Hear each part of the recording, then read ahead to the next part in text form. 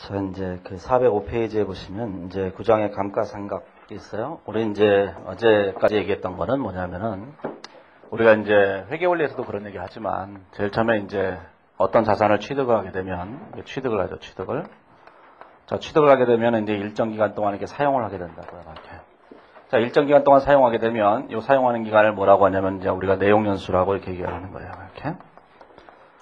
그러면 이제 우리가 어떤 자산을 취득하는 점에 취득하게 되면 이만큼의 이제 취득원가가 있어요. 이 취득원가가 얼마인지에 대해서는 이제 어제 말씀을 드린 거예요. 이렇게 취득원가가 얼마라고. 그리고 난 다음에 내용연수가 있다고 하면 그 취득원가가 이만큼이 되는 이 자산을 일정 기간 동안 사용하고 나면 나중에 이제 내용연수가 끝나요. 그러면 이날 현재 이 자산을 이제 팔 수 있다고요. 팔게 되면 처분가치가 남게 되죠. 처분가치. 이 처분가치가 남게 되는데 이걸 뭐라고 하냐면 우리가 이제 잔존가치라고 얘기를 하는 거예요. 이렇게. 예를 들자면 이제 자동차를 구입했다 그러면 자동차를 예를 들어서 1,000만 원 주고 샀다 그러면은 자, 예를 들어서 5년 동안 자동차를 사용하면 5년 후에 자동차를 폐차 처분해야 되는데 폐차 처분하면 이제 한 40만 원 줄 거예요. 폐차장에서. 폐차하면은 돈 줘요. 폐차장에서 고철값을 준다고요. 그러면 우리가 이제 5년 동안에 이 자동차를 사용했는데 5년 동안에 자동차를 사용하면서 뭐가 됐냐면은 요만큼을 사용한 거예요. 요만큼을. 요만큼이 얼마냐면은 이렇게 된 거죠. 1,000만 원에다 40만 원 빼는 거니까 960만 원을 사용한 거예요. 5년 동안. 그러면 5년 동안 이 960만 원을 사용했으니까 이 960만 원이라고 하는 것이 5년 동안 사용되면서 우리 회사에다가 효익을 가져다 줬다고요. 뭔가를 벌었잖아요. 예를 들어서 우리가 택시를 한다 그러면은 손님이 와갖고 택시에서 수입을 벌어들였잖아요. 그러면 이 5년 동안 수입이 있었을 거예요. 이렇게. 수입이 이렇게 5번에 걸쳐서 이렇게 수입이 있겠죠. 매년 5번에 걸쳐서. 그러면 우리가 이 960만 원이라고 하는 지출이 있었는데 이 지출만큼 5년 동안 손해를 본 거예요. 그 손해를 본 금액을 매년 수익이 있었을 테니까 이 수익과 대응시켜야 된다고. 그래서 이 960만 원을 각 회계년도에 이 수익에 이게 대응시키기 위해서 비용으로 처리를 해야 돼요. 이렇게 비용으로 처리하는 과정을 우리가 뭐라고 하냐면 감가상각이라고 얘기하는 거예요. 감가상각 이렇게 하는 거죠. 자, 그래서 이 감가상각을 하는데 이 감가상각을 하게 되면 우리가 이제 그 자산의 취득원가에서 잔존가치를 뺀 금액, 이 금액을 우리가 뭐라냐면 감가상각 대상금액이라고 해요. 감가상각 대상금액이라는 뜻은 이제 감가상각의 대상이 되는 금액이라는 뜻이니까 감가상각 대상금액은 각 회계년도에 감가상각비로 다 비용 처리를 해야 된다고요. 자, 그러면 이제 여기까지 얘기하면 우리가 일반적인 얘기를 한 거예요. 감가상각을 한다는 얘기를. 그러면 이제 거기 제목에 보시면 뭐라고 되냐면 감가상각, 제거 및 손상 이렇게 되어 있잖아요. 감가상각 및 제거 및 손상이라고 할 때 감가상각이라고 하는 것은 이 자동차를 그냥 정상적으로 이렇게 사용하는 거예요. 그게 감가상각이에요. 자, 제거라고 하는 것은 뭐냐면은 이 감가상각하는 도중에 어느 시점에서 이 자동차를 중간에 팔아버리는 거예요. 이런 걸 우리가 제거라고 한다고요. 우리가 그냥 처분이라고 하는 표현을 일반적으로 쓰는데 국제기준에서는 그냥 제거라는 표현을 쓰니까 그냥 제거라는 표현을 그냥 썼어요. 그냥 처분이라고 생각하시면 돼요. 자, 그 다음에 어느 날 자동차를 계속 사용하고 있는데 정부에서 이런 규제를 해버린 거예요. 어떤 규제를 했냐면은 그렇게 적절한 예가 될지는 모르겠지만 앞으로 1년 이내에 모든 자동차는 전기 자동차로 바꿔야 돼요. 그리고 만약에 이 자동차를 사용하게 되면 일반 전기 휘발유용 자동차를 사게 되면 매년 분담금을 내야 된다. 공해를 탄소, CO2를 발생시키니까 거기에 대한 어떤 탄소세를 내야 된다. 이렇게 얘기한다면 이 자동차의 가치가 확 떨어질 거 아니겠어요. 그렇게 되는 걸 우리가 손상이라고 한다고요. 자, 손상이라고 하는 것은 어제 얘기했던 재고자산의 저가법과 비슷한 것이고 그 다음에 예전에 얘기했던 매출채권의 대손해랑 똑같은 거예요. 자, 그래서 여기서 중요한 거는 딱 3가지가 있는 거죠. 첫 번째, 자, 감가상각이 있는 거예요. 감가상각. 자, 두 번째, 처분했을 때 처분이 있죠. 처분이라는 걸 이제 제거라고 한다고 했어요. 자, 세 번째, 손상 있죠. 손상이 있어요. 시험에 가장 중요한 게 뭐냐? 얘가 제일 중요한 거예요. 손상이 제일 중요한 거예요. 감가상각 너무 유치하잖아요. 회계원리도 나오는 얘기니까. 그래서 감가상각이 중요한 게 아니라 여기서는 손상이 중요한 거예요. 손상이. 자, 그러면 이제 우리가 이런 생각을 해보죠. 우리가 이제 먼저 감가상각에 대한 얘기를 해보면 이 감가상각에 대한 얘기는 회계원리도 다 나오는 얘기예요. 여기서는 이제 별다른 얘기를 할 거 없고 자, 뒤로 넘어가 보시면 거기 406페이지에 보면 제일 위에 파란색 글씨로 뭐라고 되어 있냐면 이렇게 되어 있죠. 감가상각은 자산이 사용 가능한 때부터 시작하는 것이다. 자산이 사용 가능한 시점까지 지출한 우리가 이제 어떤 자산을 취득할 때 시간이 이렇게 흘러가게 되면 자산이 사용 가능한 시점이 있어요. 사용 가능한 시점이라는 게 있죠. 이 사용 가능한 시점까지 발생한 이 모든 지출들이 이 기간 동안에 발생한 어떤 지출이 있잖아요. 이렇게. 이 지출은 다 뭐가 되냐면 취득원가가 되는 거예요. 어제 얘기했던 것처럼. 그 다음에 사용 가능한 시점 이후에 발생한 것도 있어요. 이 이후에 발생한 지출들은 어제 얘기했던 것처럼 자본적 지출 또는 수익적 지출로 이렇게 나눠지는 거예요. 후속 원가라고 해갖고 수익적 지출로 이렇게 나눠지는 거죠. 이렇게. 자, 그러면 우리가 감가상각이라고 하는 것은 뭐냐면은 이 취득원가라고 하는 것을 앞으로 사용하는 기간 동안에 걸쳐서 비용 처리하는 것을 우리가 감가상각이라고 하는 거니까 감가상각은 언제부터 하는 거냐면 사용 가능한 시점부터 하게 되는 거예요. 사용 가능한 시점부터. 근데 그 밑에 보면 거의 참고를 잠깐 달아놨는데 감가상각, 감모상각, 상각 이런 세 가지 표현을 해놨는데 감가상각과 감모상각과 상각은 약간의 차이를 보여요. 자, 그래서 우리가 이제 감가상각이라는 게 있고, 자, 감가상각이라는 게 있고, 자, 그 다음에 상각이라는 게 있고, 그 다음에 감모상각이라는 게 있어요. 감모상각, 그 다음에 상각, 이렇게 세 가지가 있어요. 이렇게. 영어로는 이제 얘를 이제 depreciation이라고 해요. 이렇게.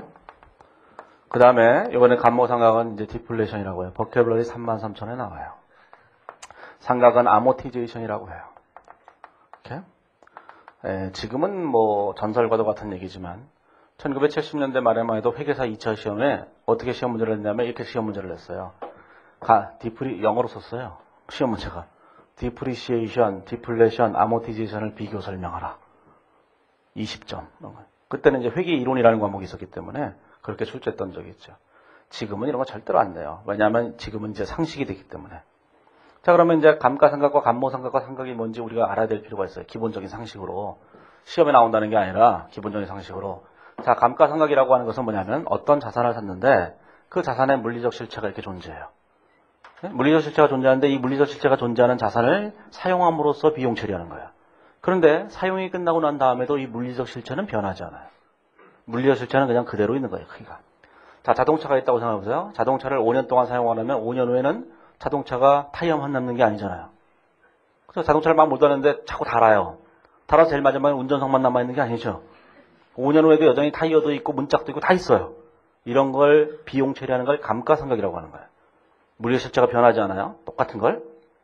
자, 그 다음에 감모상각이라고 하는 것은 물리적 실체가 이렇게 있었는데 얘를 사용한다고요. 사용함에 따라서 물리적 실체가 점점 사라져서 없어져 버려요. 이런 걸 우리가 감모상각이라고 하죠.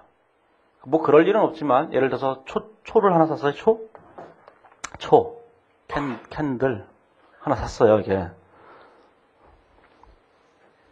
자, 이게 초를 하나 샀어요. 그러면 초를 우리가 감가상각, 우리가 초를 비용 처리한다고 생각해보세요. 얼마짜리 초냐면 1억 원짜리 초예요. 꽤 비싸요. 이 회사에서는 이 초를 밝혀두지 않으면 회사가 망하게 돼 있어요. 그 초를 사놓고 1억 원짜리 사놓고 초를 태우고 있는 거예요. 얘를 비용 처리해야 돼요. 자, 비용 처리할 때 얘를 비용 처리하게 되면 차변에, 회계 처리할 때 차변에 이렇게 대변에 현금에서 초를 샀을 거 아니겠어, 1억 원을. 그리고 얘를 초를, 우리가 불태워서 초에서 이제 불을 붙여놓으면은 얘가 5년 동안 타요. 그러면 얘를 이제 5년 동안에 가서 조금씩 비용 처리해야 될 거 아니겠어요. 그럴 때 얘를 초를 이제 없애겠죠, 이쪽에다가. 그럼 여기다 쓸 때 뭐라고 쓰느냐 하면은 초가 쓰면서 점점 이 가치가 점점 줄어들잖아요. 나중엔 초가 없어지잖아요. 이런 거를 우리가 감모상각이라고 하는 거예요. 그러니까 여기다 쓸 때 뭐라고 써야 되냐면 실제로 쓸 때는 계정 과목을 감모상각비 이렇게 써야 되는 거예요. 그죠? 자동차는 감가상각비 이렇게 쓰는 거고. 그래서 이런 것의 감모상각의 가장 대표적인 것들이 뭐냐면 천연자원이에요. 천연자원, 원유, 그 다음에 무슨 뭐 천연가스 이런 것들 있잖아요. 자, 우리나라에서는 이제 천연자원이 별로 없기 때문에 우리나라 기준이 원래 없었어요. 근데 이제 국제 기준에서는 전 세계적으로는 천연자원이 꽤 되거든요. 그 국제 기준에는 천연자원에 관한 회계 처리가 있는 거예요. 자, 요거에 대해서는 이제 별로 신경 쓰지 마시고, 이건 책에다 제가 나중에 보론에다 넣어놨어요. 그건 신경 쓰지 마시고. 자, 이제 상각이 있어요, 상각. 자, 상각이라고 하는 것은 물리적 실체가 아예 없어요, 처음부터. 처음부터 없었던 것을 비용 처리하는 것을 우리가 상각이라고 한다고요. 그러면 상각이라고 하는 것은 뭐냐면은 물리적 실체가 아예 없어요. 그런 대표적인 게 뭐냐면 무형자산이에요.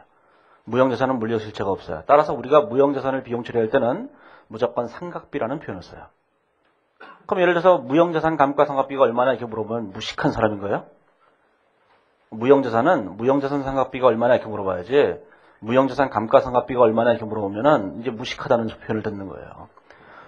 유형자산에 대해서 비용을 처리한다고 할 때 예를 들어서 유형자산 상각비가 얼마냐? 그럼 무식한 거예요. 유형자산 감가상각비가 얼마나 이렇게 물어봐야 되는 거예요. 그래서 회계 처리할 때도 보시면 나중에 얘는 감가상각비 이렇게 쓰는 거고 이쪽에는 뭐라고 쓰냐면 여기다가 차변에 상각비 이렇게 쓰는 거예요. 그 차이점을 생각을 해보세요. 자, 그건 이제 상식이니까 그냥. 시험에 그게 나오겠어요. 상식인 거죠, 이게. 자, 그러면 이제 사용 가능한 시점부터 이게 삼각을 해야 된다. 그런 얘기예요. 자, 그러면 감가상각의 결정 요소가 있는데, 감가상각의 결정 요소가 뭐가 있느냐? 바로 1번에 감가상각 대상금액이라는 게 있어요. 감가상각 대상금액에는 뭐가 있느냐 하면은, 감가상각 대상금액은 뭐예요? 감가상각 대상금액은 여기 있는 취득원가와 잔존가치와의 차이, 요 잔존가치와의 차이를 우리가 삼각하는 거잖아요. 비용 처리하는 거라고요, 이렇게. 그래서 감가상각 대상금액은 취득원가, 그 다음에 잔존가치 이 두 가지로 이루어져 있는 거죠, 이렇게. 자, 그 다음에 오른쪽에 가보시면 뭐가 되냐면 이거를 비용 처리해야 될 때는 뭐가 필요하냐면 내용연수라는 게 필요한 거예요. 자, 그래서 이 내용연수라는 게 필요하죠. 내용연수라는 게 필요해요.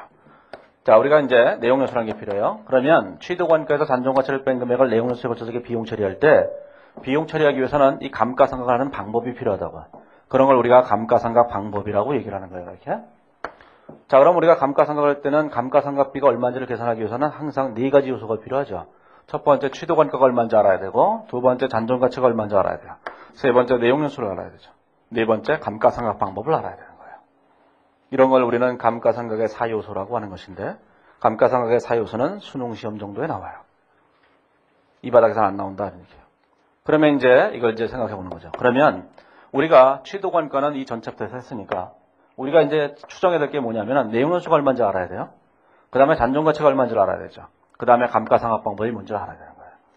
자, 그러면 이제 내용연수는 어떻게 되느냐? 잘 추정하면 돼요. 이거 그런 거 없어요. 그냥 잘 추정하면 돼요. 합리적으로. 자, 잔존가치가 어떻게 하느냐? 잘 추정하면 돼요. 자, 그러면 감가상각 방법은 어떻게 되느냐? 잘 정하면 되죠. 자, 그러면 우리가 이런 생각을 해보세요. 우리가 이제 재무회계만 공부하고 이 시험이 끝나면은 아주 참 좋을 텐데, 재무회계 공부하고 난 다음에 곧바로 세법을 공부하잖아요. 그러면 이제 사람들이 처음에는 중급회계하는 사람들이 그런 얘기를 안 하는데 나중에 세법을 공부하게 되면 가끔씩 세법에 중독돼 돌아와요. 세법 그거 아무것도 아니에요. 다 쓰레기예요, 그 세법 다. 정부에서 세금을 걷기 위해서 그냥 발악을 하는 거예요. 올바른 이익이냐 뭐냐 자산의 평가 이런 건 아무 관심도 없어요, 그들은. 오로지 세금만 내라는 거예요.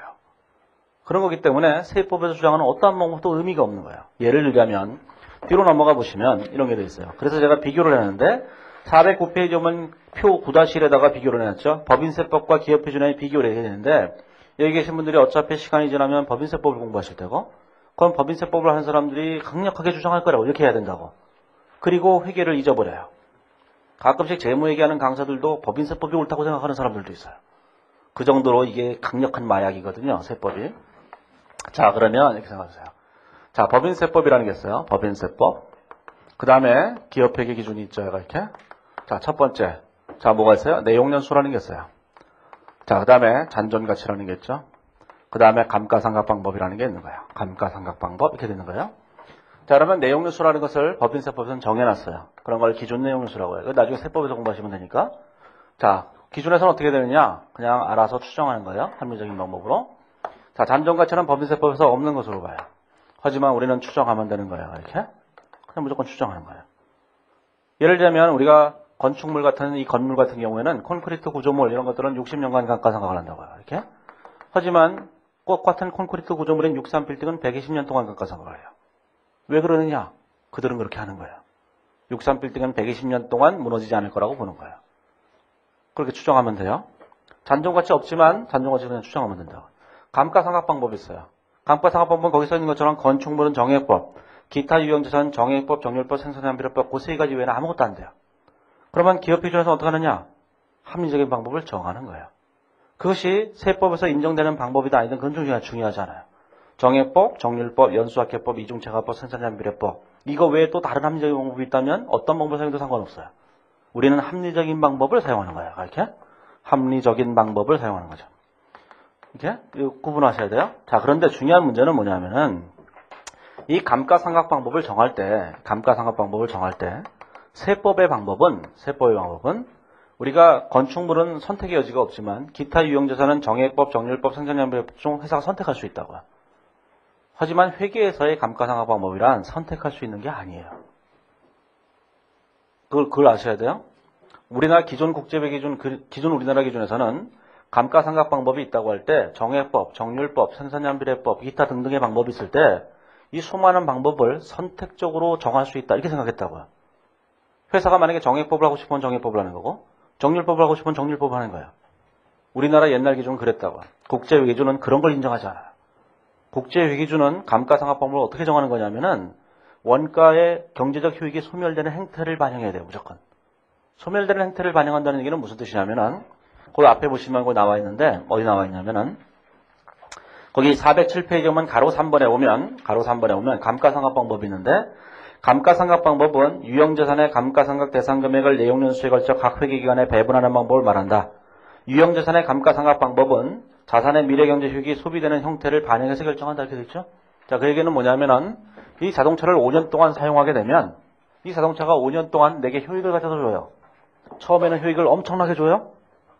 새 차니까. 옆에 가서 이거 새 차예요. 자랑도 하고 뭐 이럴 수 있잖아요. 세월이 점점 지나가서 5년 후에는 자랑을 못 하게 되죠. 이거 새 차예요. 그럼 무슨 새 차? 5년 됐잖아. 야, 빨리 폐차시켜. 이렇게 얘기하잖아요. 그러니까 점점 효익이 점점 줄어든다고.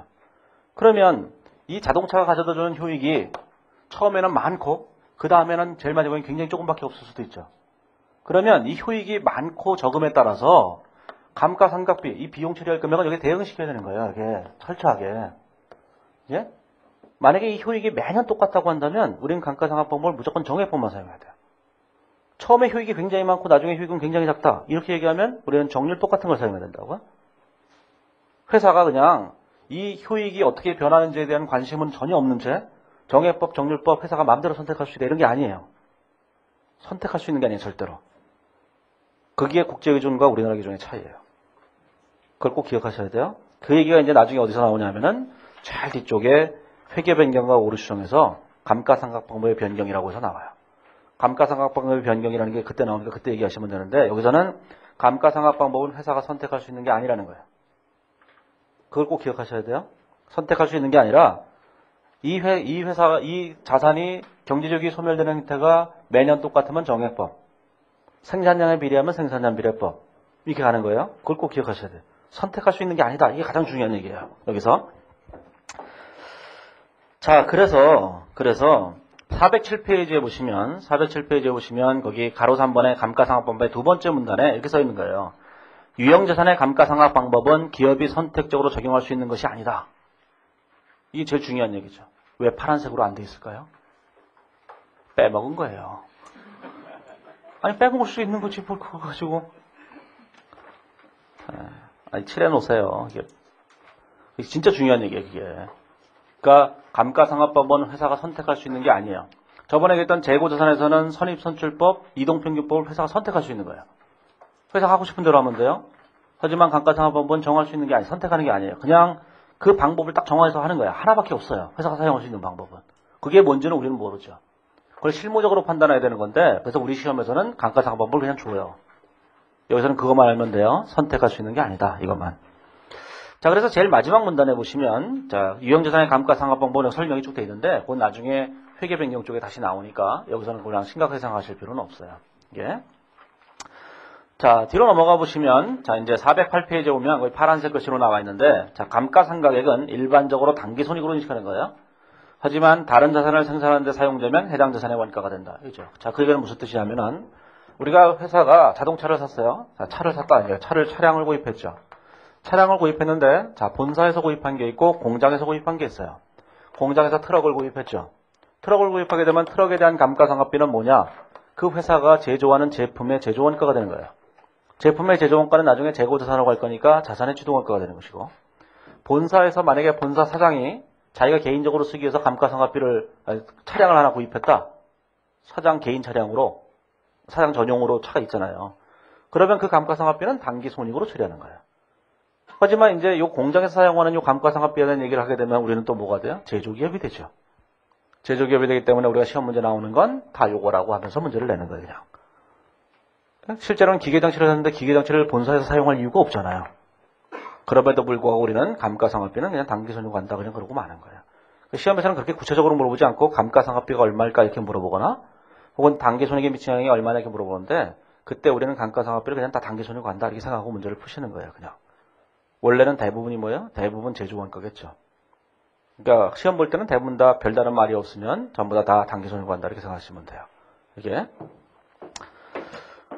자, 거기 이제 그림 9-1에 그림이 있는데, 그런 거는 뭐, 고등학교 책에 나오는 거니까 별로 신경 쓰지 않으셔도 돼요. 자, 409페이지 오면 가로 5번에 보면 감가상각비 계산이 있는데, 자, 생산량 비례법, 정해법, 뒤에 보면 정률법, 연수학계법, 이중체감법 이렇게 5개가 있어요. 여기선 강의하지 않아요. 이건 회계 원리에서 하시는 거예요. 이게. 자, 그 5가지 방법이 있는데, 여기서는 이제 이런 얘기만 해보죠. 5가지 방법이 있을 때, 자, 생산량 비례법이라는 게 있어요. 생산량 비례법이라는 게 있고, 자, 정해법이라는 게 있죠. 정해법, 자, 정률법, 자, 연수학계법, 이중체감법, 이게 있어요. 요 5가지만을 써놨는데, 그 이유는 뭐냐면, 시험에서는 요 5가지만 낸다는 거예요. 5가지 외에 다른 방법을 냈던 적은 없어요. 일반적으로 감가상각비를 계산한다고 할 때, 일반적으로는 대부분 다 정해법으로 한다, 이러고 문제를 내요. 이게. 근데 가끔씩은 정률법으로 한다, 이렇게 내기도 하고, 가끔은 연수학계법을 내기도 하고, 가끔은 이중체감법을 내기도 해요. 그걸 생각 방법이 뭔지를 다 아셔야 되는 거죠. 이렇게. 그거는 이제 회계 원리를 복습하신다고 생각하시고 그냥 하시면 돼요. 여기서는 뭐 그런 거 강의하는 데가 아니니까. 자, 412페이지에 오면 가로 6번에 오면 감가상각의 기타 문제가 있는데, 자, 감가상각의 기타 문제가 뭐냐? 자, 제일 먼저 기중취득자산이에요. 자, 기중취득자산이라고 하는 것은 우리는 회계 원리를 보면 또는 이제 많은 경우에 우리는 모든 자산을 살 때 다 1월 1일에 사요. 하지만 1월 1일은 아시다시피 노는 날이거든요. 노는 날 어떤 자산을 살 수 있다는 것은 있을 수 없는 일이죠. 자, 그래서 1월 1일 날 모든 자산을 산다라고 얘기하고 얘기를 시작한다고 그렇죠? 하지만 실제로 우리가 자산을 사는 거는 기중에 사잖아요. 아무 때나 사는 거예요, 필요할 때. 그러면 예를 들어서 필요할 때 사는데 다 7월 1일 날 샀다 그러면 어떻게 할 것인가 이런 생각을 해보는 거죠. 그러면 내용연수를 정한다고 할 때는 취득한 날을 기준으로 내용연수를 정하는 거예요. 예를 들자면 자, 413페이지는 그 위에 그림 9-의 그림이 있는데 그림과 일치시키기 위해서 그림은 이제 4월 1일 날 산 거니까 이렇게 생각해 보죠. 자, 1월 1일 있고 자, 이제 1년씩 가는 거죠. 1년씩 이렇게 가는 거예요. 1년씩 이렇게 가요. 자, 그런데 여기 보시면 자, 4월 1일 날 자산을 취득했죠. 이렇게. 자, 내용연수라고 하는 것을 어떤 자산이 있을 때 그 자산을 3년 동안 사용할 수 있다면 회계연도 초를 기준으로 3년 사용하는 게 아니라 산 날부터 3년 동안 사용하는 거잖아요. 그렇죠? 아니 내가 4월 1일 날 사면 4월 1일부터 3년이고 1월 1일 날 사면 1월 1일부터 3년이지. 예를 들어서 올 회계연도 말부터 3년이다 이렇게 얘기하면은 그거 안 되는 거잖아요. 그래서 산 날부터 계산하는 거예요, 무조건. 그러면 이날부터 3년이라고 이렇게. 이날부터 이렇게 3년이죠. 이렇게 3년 동안 사용할 수 있는 거예요. 자, 그러면 감가상각할 때 어떻게 할 것이냐면 감가상각비는 언제나 취득한 날을 기준으로 해서 1년씩의 감가상각비를 계산해요. 그러면 정률법이 됐든 정액법이 됐든 정률법이 됐든 연수학계법이 됐든 이중체감법이 됐든지 간에 이렇게 1년 동안의 감가상각비를 계산한다 그런 얘기예요. 이게 첫 번째를 D1이라고 해보시고 다음 연도에 두 번째 연도의 감가상각비를 D2라고 해보고 세 번째 연도의 감가상각비를 D3라고 이렇게 해보면은 이 감가상각비를 각 회계연도에 배분을 하셔야 돼요. 자, 배분을 할 때 이 감가상각비라고 하는 이 금액 중에서 첫 해 배분되는 금액은 12분의 9니까 12분의 9를 이렇게 곱하고 자, 요 중에서 12분의 3은 이 회계연도에 이렇게 배분되는 거예요. 이렇게. 이 그림을 보시면 돼요. 요거에다가도 이렇게 12분의 3을 이렇게 하시면 되죠. 9를. 여기다가 12분의 3 이렇게 계산하시면 된다고요. 이렇게 계산하시면 돼요. 자, 이렇게 계산해서 각 회계연도별로 이렇게 안분을 해야 되죠. 그러면 생각을 해보세요. 왜 내용연수는 3년, 4년, 5년일까? 내용연수라는 건 사실 3년 6개월일지도 모르잖아요. 그렇죠? 3년 9개월일 수도 있죠. 3년 7개월 28일일 수도 있잖아요. 왜 우리는 1년, 2년, 3년, 4년이죠? 이 바닥에 다 그런 거예요, 그냥. 저는 옛날에 공부할 때 그게 의구심어졌어요. 왜 이게 1년, 2년, 3년, 4년일까? 쓰다 보면 1년 6개월 쓰고 버릴 텐데. 하지만 우리 시험에서는 다 내용연수란 1년, 2년, 3년, 4년 이렇게 나오는 거예요. 그렇죠? 그러니까 그 연도별로 월수 계산을 하는 거에 대해서는 별로 신경 쓸 필요가 없어요. 자, 그런데 문제는 이거를 계산할 때 꼭 이렇게 12분의 9, 12분의 3 이렇게 월수 계산을 해야 되느냐? 사실은 이렇게 계산해도 돼요. 365분에 이렇게 해서 일수 계산을 해도 돼요. 하지만 일수 계산을 내면 우리가 이제 손가락이 필요하잖아요. 달력도 하나 갖고 와야 되고. 그게 너무 힘든 거예요. 그리고 매년 4년마다 우리는 또 366일을 기억해야 되고 별짓을 다 해야 되잖아요. 우리 재무회계에서는 그런 걸 다 생략해요. 그냥 월수 계산해요. 그래서 월수 계산하는 거예요. 별다른 말이 없으면 감가상각비를 계산을 할 때 우리는 무조건 월할 계산을 해야 돼요. 월할 계산 안 하면 무조건 틀린 거예요. 그럼 실무적으로 월할 계산 안 했다고 문제가 되냐? 그렇지는 않아요. 하지만 우리가 시험 볼 때는 무조건 월할 생각을 해야 돼요. 아무 말이 없어도. 그래서 412페이지에 오면 거기 파란색 글씨로 월할 생각만이 타당한 것으로 간주한다. 특별하게 제시된 경우를 제외하고는. 그렇죠? 여태까지 특별하게 제시된 적도 없고 그 다음에 아무 말도 없었던 경우도 많고 특별하게 문제에서 월할 생각을 하기로 한다. 이렇게 정해준 경우도 있고 그렇지만 시험에서는 어떤 일이 있다 하더라도 무조건 월할 생각을 하셔야 돼요. 시험 보는 목적에서는 그런 거예요. 자, 그러면 예제 2번 있는데 그건 뭐 각자 해보시면 돼요. 예제 2번에서는 이거만 하면 되니까 이걸 배분만 하면 되는 거예요. 이렇게. 그건 다 회계원리에서 공부하시는 거니까. 자, 414페이지에 오면 2번에 자본조 지출이라는 게 있어요. 자, 자본조 지출이라는 게 도대체 뭔가? 이 자본조 지출이라고 하는 것은 자본조 지출에 대해서도 감가상각을 해야 되잖아요. 자본조 지출이라는 게 뭐냐면은 자산을 사용하던 과정에서 우리가 어떤 자산이 있는데 자, 내용 연수가 이렇게 3년이라고 생각해보죠. 3년이에요. 근데 이 자산을 제일 처음에 취득했을 때 취득을 했죠. 300원을. 그럼 300원이라는 금액을 각 회계기간에 비용 처리하고 있었다고요. 감가상각비를 첫 해 100원을 비용 처리했다고 생각했을 때 요날 현재로 장부금액이 있었겠죠. 장부금액이 200원 이렇게 있었다고요. 근데 두 번째 연도에 자본조 지출이 있었어요. 이 자본조 지출이라고 하는 것은 자산의 장부금액에 가산하는 것인데 이게 1월 1일 날 발생하면 참 좋겠는데 이것도 또 지멋대로 발생하잖아요. 그러면 예를 들어서 7월 1일 날 자본조 지출이 있었다면 이날 현재 이 자산에 대한 자본조 지출이 자 100원이 있었어요. 요 100원이 있게 되면 요 100원에 대해서 감가상각을 또 해야 된다고요. 원래 이 200원에 남아있는 금액은 2년 동안에 걸쳐서 감가상각을 하면 되지만 요 100원은 어떻게 감가상각할 것인가 이걸 또 정해야 되거든요. 그렇죠? 자, 감가상각이라는 게 뭔가를 잘 생각해 보시면 돼요. 여기에 대해서 많은 사람들은 이런 주장을 하는 경우가 있어요. 어떤 주장을 하는 경우가 있냐면은 요 7월 1일 날 자본지출이 있었다고 할 때 이 자본지출에 대해서 감가상각비를 계산할 때는 이 자본지출이 1월 1일 날 지출된 것이라고 봐서 감가상각을 2년에 걸쳐서 하는 것이다. 이렇게 주장하는 경우가 있다고. 자, 그런 것도 역시 희록봉을 한 대 맞아서 그런 거예요. 그 희록봉이 뭐야? 세법이라고 하는 스테로이드죠. 세법을 한 대 맞고 온 거예요, 이게. 주사기를 꽉 맞고 오면은 세법에선 자본지출이 있을 때 1월 1일부터 지출한 것으로 봐서 감가상각비를 계산해요. 그들은 왜 그래요? 세금 걷는데 혈안이 되어 있는 거예요. 원칙이나 이런 건 없어요. 그래서 정하는 거예요. 우리는 그렇게 하면 안 돼요. 왜 그러느냐? 우리는 이론적으로 하는 거거든요. 우리가 이론적으로 할 때 감가상각이라는 게 뭐예요? 감가상각비는 왜 계산하죠? 관련된 수익이 있기 때문이거든요. 그러면 1월 현재 지출이 있었는데 수익이 1월 1일부터 있었다는 게 말이 안 되잖아요. 아주 단적인 예로 12월 31일 날 자본지출이 있었다고 생각해보세요. 12월 30일 날 100원의 지출이 있었어요. 그러면 이 지출에 대한 효익은 앞으로 1년 동안만 발생하는 거잖아요. 그럼에도 불구하고 세법에서는 1월 1일부터 봐서 2년 동안에 걸쳐서 생각을 한다고요. 그런 세법의 방법이 얼마나 엉터리고 바보 같은 것인지 생각을 잘 하셔야 돼요. 그런데 이 바닥에는 회계사들 중에는 세법에 오염된 사람들이 너무 많아요. 재무회계 강의하는 사람들조차 그게 옳다고 얘기한다고. 그게 틀렸다는 걸 제가 증명해 주죠. 뭐 증명할 필요는 굳이 없는데. 어떻게 증명하냐면 이런 거예요, 이런 거. 예를 들어서 복사기에 토너를 가는데 12월 31일 날 토너를 갈았다고 해보세요. 자, 이 토너를 갈았는데 이 토너를 자본지출이라고 할 때 그러면 얘가 1월 1일부터 효익을 감가상각비를 계산한다는 얘기는 무슨 뜻이냐면은 이게 1월 1일부터 효익을 발생해야 된다는 얘기예요. 그 얘기는 무슨 뜻이냐면은 1월 1일 날 복사를 여태까지 흐리게 하던 이 복사기가 1월 1일이 되니까 갑자기 복사를 진하게 하기 시작해요. 그래서 야, 너 왜 그래? 옆에 복사기가 묻는 거죠. 너 미쳤니? 너 죽기 직전이구나. 죽기 직전에는 원래 나이 드신 분들이 돌아가시기 전에는 힘이 막 용수 좀 쳐요. 그래갖고 벌떡 일어나셔갖고는 막 여기 돌아다니신다고요. 아니 친척도 만나고 이러느라고 다 돌아다니고 친척을 다 만나고 돌아오면 그러고 난 다음에 돌아가시는 거예요. 저희 아버지도 옛날에 돌아가실 때 좀 정신이 밝아졌어요. 병원에 한 몇 달 입원하셨는데 그래서 우리는 다 야 이제 다 괜찮아지셨나 보다 이렇게 생각했거든요. 한 일주일 그러시더니만 일주일 후부터 이제 혼수 상태가 된 거예요.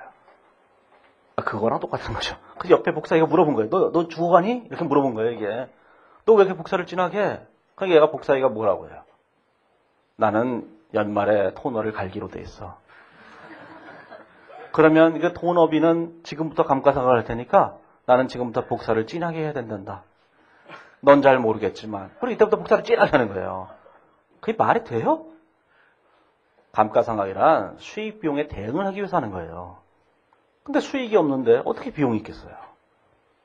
그러니까 이론적으로 볼 때 자본주의에 대한 감가상각은 지출한 날부터 하는 거예요. 이론적으로 맞는 거예요. 세법이 그러냐 안 그러냐는 중요하지 않아요. 혹시 나중에 세법에서 1월 1일부터 하는데 세법에서는 그렇게 하는데 이렇게 얘기하지 마세요. 그건 세법의 문제죠. 그럼 실무에서는 그렇게 하는데 실무에서는 세법대로 해요. 세법대로 하면 귀찮기 때문에. 그러니까 그거하고 회계는 아무 관계가 없어요. 예? 그러니까 그런 생각을 해보세요. 예, 이론적으로 볼 때 감가상각비는 항상 뭐예요? 수익 비용의 적절한 대응 때문에 하는 거예요. 그걸 생각하셔야 돼요. 자, 가로 3번에 보면 사용을 중단한 유형재산이 있어요. 자, 이 얘기는 뭐 별로 중요한 얘기가 아닌데 객관식 문제에서 그냥 말로 나올지도 모르니까 맞다 틀리다만 구분하시면 돼요. 사용을 중단한 유형재산인 경우에는 감가상각을 뭐 인식하고 뭐 인식하지 않고 이런 게 써 있어요. 한번 읽어보시고 맞다 틀리다만 구분하시면 돼요.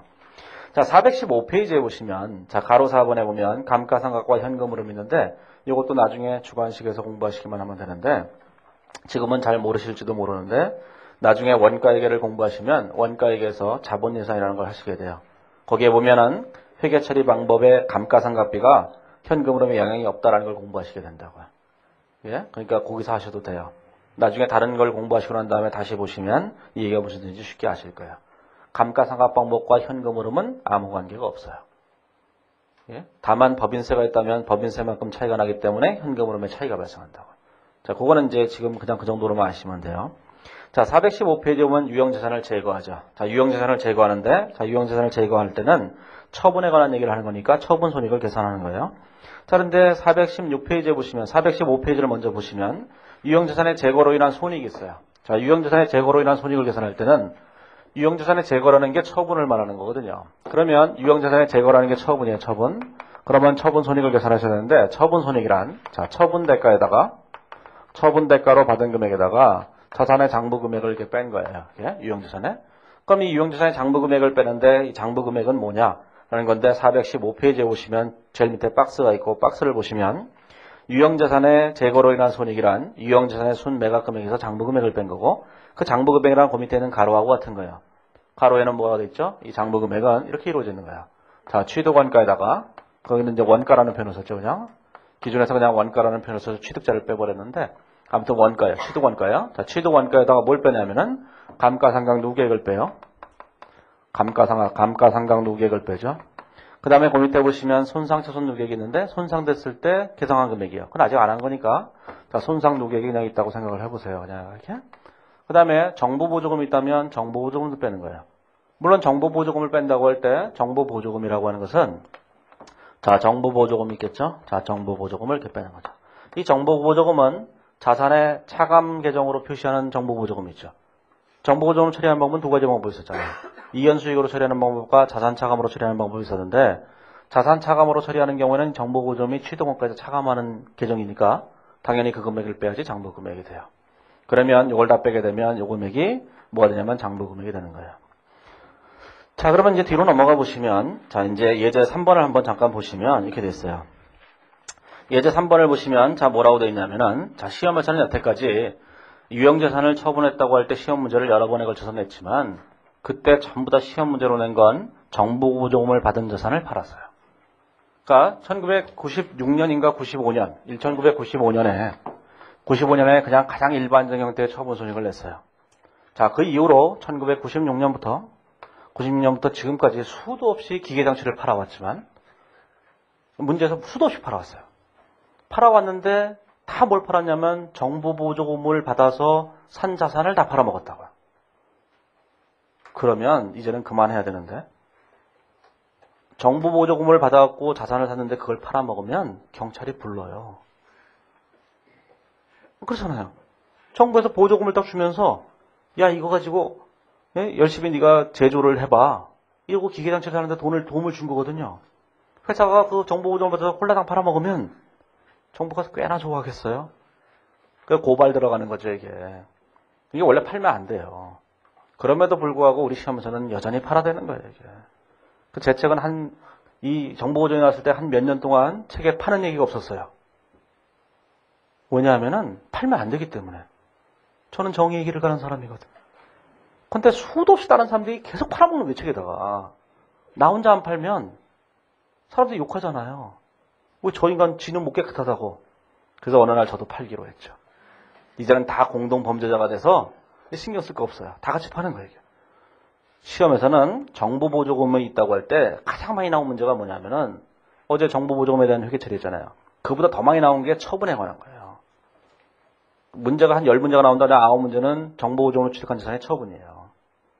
예? 그 처분이 더 중요한 거예요, 정보보조금은. 그래서 일부러 여기다가는 그게 중요하기 때문에 보조금 받은 얘기를 한 거예요.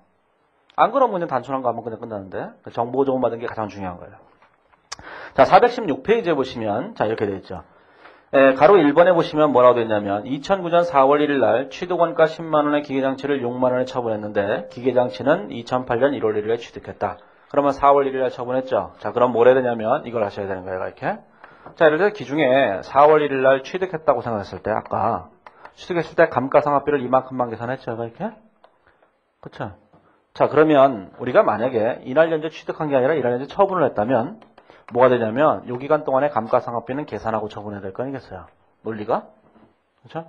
그래서 기중에 처분하게 되면 반드시 기초부터 처분일까지의 감가상각비를 먼저 계산하고 그리고 이날 현재 장부 금액을 계산한 다음에 그리고 처분 손익을 계산하셔야 되는 거예요.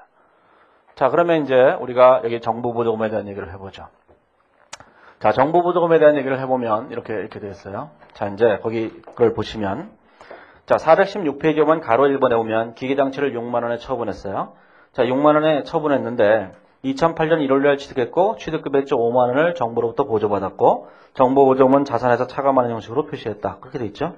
자, 가로 1번에 보면 자, 취득원가가 이렇게 되는 거예요. 자, 취득원가가 얼마죠? 자, 10만원이에요. 10만원. 자, 여기다가 정보보조금으로 얼마를 받았어요? 5만원을 받았죠. 5만원 이렇게 받은 거예요. 이렇게 차감하는 형식으로 표시한 거예요. 이게 2008년 1월 1일의 일이다. 그런 얘기죠. 자, 그러면 이제 뭘 해야 되냐면, 자, 2008년도에 감가상각비를 계산하셔야 되고, 자, 2009년도, 자, 4월 1일까지의 감가상각비를 또 계산해야 될 거 아니겠어요, 이렇게? 자, 그러면 2009년 4월 1일 현재 장부금액이 나타날 거예요. 자, 취득원가는 여전히 그냥 10만원이고, 자, 이제 감가상각비를 계산해야 되죠. 그 감가상각비가 뭘로 써져요? 감가상각 누계액으로 이렇게 써질 거예요, 이렇게. 자, 이때는 누계액이 없었죠. 그래서 이게 이제 5만원이 됐었던 거예요, 이렇게. 장부금액이. 그런데 이제 감가상각비를 계산해야 되잖아요. 자, 감가상각비를 계산하는데 이 문제에서는 정액법에 따른다 이렇게 돼 있으니까 정률법에 따른다고 돼 있죠. 가로 2번에 보면 취득한 기계장치의 내용연수가 5년이고 자, 정률법에 따라서 감가상각한다 그랬어요. 자, 정률법에 따라서 감가상각하니까 자, 상각률이 얼마? 40%예요. 그러면 첫 해가 얼마 되죠? 첫 해 이때 감가상각비가 자, 10만원 곱하기 자, 40% 이렇게 계산되겠죠. 이렇게. 그래서 4만원 이렇게 계산될 거예요. 첫 해. 자, 두 번째 연도가 되면 감가상각비가 얼마가 될 거냐면 이렇게 되겠죠. 감가상각비가 자, 10만원이라는 금액에다가 뭘 빼요? 첫 해 감가상각비를 빼잖아요. 그렇죠? 그럼 기초장부가액이 돼요. 여기다가 40%의 상각률을 곱하고 여기다가 3개월치만 이렇게 생각하시면 되는 거예요. 12분의 3을 곱해갖고. 그렇죠? 자, 그러면 이제 감가상각비를 계산했어요. 자, 그러면 첫 해 감가상각비가 거기 이제 416페이지에 오면 첫 해 감가상각 밑에서 네 번째 줄에 오면 첫 해 감가상각비가 4만원, 두 번째가 6천원이에요. 자, 요게 이제 4만원, 요게 이제 얼마냐면 여기 6천원이죠. 6천원, 요게 4만원 이렇게 된 거예요. 그러면 감가상각 누계액이 여기 얼마가 될 거냐면 요게 46,000원 이렇게 될 거예요. 감가상각 누계액이 이렇게. 그렇죠? 자, 이제 이 감가상각비를 정보보조금과 상계를 해야 되잖아요. 그렇죠? 이 회계처리 생각하셔야 돼요. 차변에 정보보조금을 쓰고 대변에 감가상각비를 없애야 되잖아요. 그러면 이 회계처리할 때 이렇게 했잖아요. 여기다가 감가상각비 첫 해에 4만원, 그 다음에 감가상각 누계액 4만원 이렇게 쓰고 난 다음에 이 감가상각비를 뭐하고 상계하냐면은 여기는 정보보조금하고 상계를 했잖아요. 이 감가상각비는 손익계산서로 가는 거지만 이 누계액은 여기서 누계액으로 남게 됐죠. 그 다음에 정보보조금을 감가상각비가 상계하니까 정보보조금이 자꾸 줄어든다고. 자, 그럼 줄어든 금액을 계산하셔야 돼요. 자, 줄어든 금액을 계산할 때 이렇게 계산하면 되죠. 여기서 줄어든 금액은 이렇게 계산하는 거죠. 자, 4만원 곱하기 자, 취득원가 10만원 마이너스 잔존가치가 있잖아요. 어제 그 비율이 있었잖아요. 취득원가 마이너스 잔존가치분의 국고보조금 비율. 그래서 취득원가 마이너스 잔존가치가 얼마냐면 잔존가치가 8,000원이니까 8,000원분의 국고보조금인 5만원의 비율로 이렇게 없애버리면 되죠. 이렇게. 그러면 요만큼의 정보보조금이 사라지게 될 거예요. 그러면 두 번째 연도에는 자, 6,000원에다가 이런 이 비율만큼 이렇게 사라지겠죠. 10만원 마이너스 8,000원분의 5만원 이렇게 해서 사라지겠죠. 이렇게. 그러면 자, 요 금액에다가 요거 빼고 요거 빼면은 여기 있는 금액이 얼마인지 딱 나타나게 될 거예요. 자, 그런데 우리는 실제로 이날 현재 장부금액을 계산하는데 목표가 있는 것이지 매년도에 이게 상계될 정부 보조금이 얼마냐, 여기에는 관심이 없어요, 별로. 따라서 우리가 이걸 계산할 때 이렇게 따로따로 계산할 이유가 전혀 없잖아요. 그냥 한꺼번에 묶어서, 이 두 개를 한꺼번에 묶어서 그냥 계산하면 되죠. 감가상각비 두 개를 다 합친 것이 얼마냐면 46,000원이니까, 자, 이 46,000원이라는 금액에다가, 자, 취득원가 10만원, 마이너스 한정가치 8,000원분의 5만원 이렇게 계산하시면 일괄해서 계산할 수 있어요. 그렇게 계산한 것이 이제 416페이지에 오면 제일 밑에서 두 번째 칸에 있는 거예요. 그걸 계산해 보니까 25,000원이 됐다는 거죠. 그러면 이 금액이 얼마냐면 이게 25,000원이 됐으니까 여기는 5만원이라는 금액에다가 25,000원을 빼게 되면 여기 25,000원 이렇게 된 거예요. 이렇게. 그러면 장부 금액이 얼마라고 나오겠죠. 이 장부 금액을 계산하셔야 되는 거예요. 먼저. 그래야지만 처분 손익을 계산할 수 있어요. 그렇죠? 자, 그러면 이제 장부 금액이 얼마가 됐냐면은 거기 보시면 29,000원이 됐는데 얘를 6만원에 팔았죠. 29,000원인데 얘를 이제 6만원에 팔았어요. 그러면 두 금액의 차이가 얼마냐면 31,000원이라는 금액이 이게 처분이익이다 이렇게 산된 거예요. 그래서 유형재산 처분액이 31,000원인데 자, 시험에서 유형재산을 처분했을 때 지난 10년 동안 10여 년 동안 나온 문제는 다 이거 하나밖에 없어요. 처분 손익이 얼마냐? 근데 그 처분한 자산은 다 정부 보조금으로 산 거예요. 이게 가장 유명한 문제예요. 이게. 자, 그러면 이제 이렇게 됐다고 생각하면 되죠. 자, 그러면 이제 이 처분한 날인 2009년 4월 1일 날 회계 처리할 때는 자, 뭐부터 해야 돼요? 제일 먼저 요때 감가상각비부터 먼저 계산해야 되죠. 그래서 2009년 4월 1일 날 이렇게 해야 되죠. 자, 차변의 감가상각비를 계산하는 거죠. 먼저 감가상각비 6,000원을 계산해요. 자, 반대편의 감가상각 누계액을 자 6,000원을 계산하죠. 그 다음에 감가상각비와 자 정부 보조금을 이렇게 상기할 거 아니겠어요? 정부 보조금을 이렇게 상기하겠죠. 자, 얼마인지 모르겠지만 이렇게 상기하는 거예요. 이렇게 어떻게 상기하냐면 6,000원에다가 곱하기 10만원 마이너스 8,000원분의 5만원 하는 거죠.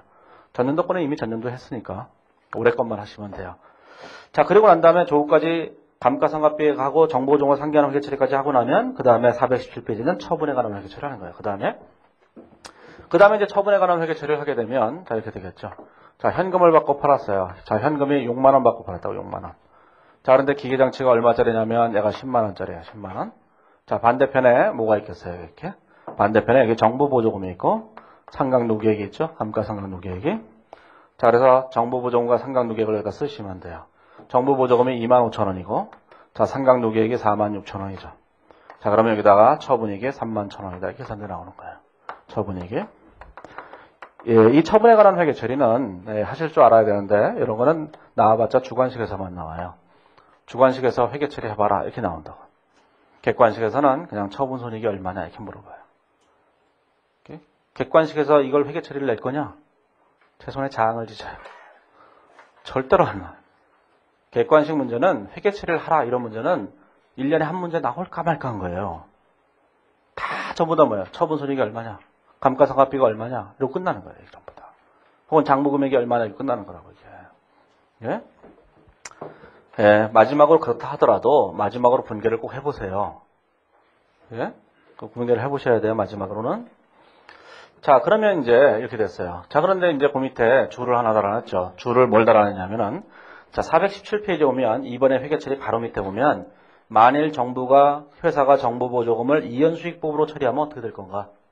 이연수익법이라는 게 뭐죠? 이연수익법이라는 것은 이 정부보조금을 감가상각비와 상기하지 않고 별도의 수익으로 처리하는 방법이잖아요. 그렇다면 이날 현재 2009년 4월 1일 현재 장부금액이 어떻게 돼 있겠어요? 이렇게 돼 있겠죠. 자, 2009년 4월 1일 현재 장부금액이 이렇게 됐을까요? 여기 기계장치가 얼마가 돼 있겠어요? 자, 기계장치는 10만 원이겠죠? 감가상각 누계액은 46,000원이겠죠. 얘가 이렇게. 그렇죠? 자, 그래서 이제 장부금액이 54,000원이었을 거예요. 이렇게. 누계액이. 그렇죠? 그 다음에 이연 수익으로 처리한 정부보조금 수익이 있잖아요. 어제 얘기했던 이연 정보보조금 수익이 있었을 거 아니겠어요? 이 수익은 얼마가 남았겠어요? 여기 정확하게 여기 있는 금액 25,000원이 남아있겠죠? 어제 얘기했잖아요. 이연 수익법으로 처리하나 자산차감법으로 처리하나 당기손익 미치면 같아야만 한다. 그렇죠? 아니 그러면 대체적으로 인정해 줄 이유가 없잖아요. 같기 때문에 이렇게든 이렇게든 알아서 하라 이렇게 얘기하는 거라고요. 그러니까 자 이렇게 한다고 할 때 요 금액이 25,000원이잖아요. 이렇게. 자 그러면 생각을 해보세요. 처분에 관한 회계 처리한다고 할 때 이연 수익법으로 할 때와 이렇게 얘기할 때와 처분 손익이 달라서는 안 되는 거잖아요. 그렇죠? 그래서 뭐가 되냐면은 자 이렇게 된 거죠. 이렇게 처리를 할 때 자 기계장치가 10만원 이게 46,000원 현금이 여기 6만 원 이렇게 돼 있지만 이 차이만을 처분손익이라고 처리하게 되면 이연수익법으로 처리한 경우와 자산자원법으로 처리한 경우에 처분손익이 달라지니까 이런 경우에는 요 이연수익으로 처리했던 요 2만 5천 원을 처분손익과 이게 상계를 해줘야 된다고요. 그래야지만 손익이 똑같아지잖아요. 이게 되겠죠? 그래서 이렇게 처리를 한다는 거죠. 개인적인 생각으로는 사실 뭐 이렇게 시험 문제를 낼 거라고 생각하지는 않아요. 자산차감법을 하는 경우를 낼 거라고 생각을 하는데, 뭐 이렇게 한다고 하더라도 결과는 같아질 거다라는 거죠. 이제. 자, 그러면 정률법만 하면 되는데 왜 그 밑에 정액법을 또 했나라는 거죠. 중요한 의미가 하나 있기 때문에 정액법을 한 건데, 자, 요구사항 3번을 보면 얘를 만약에 정액법으로 한다면 어떻게 될 것인가 이렇게 얘기했죠.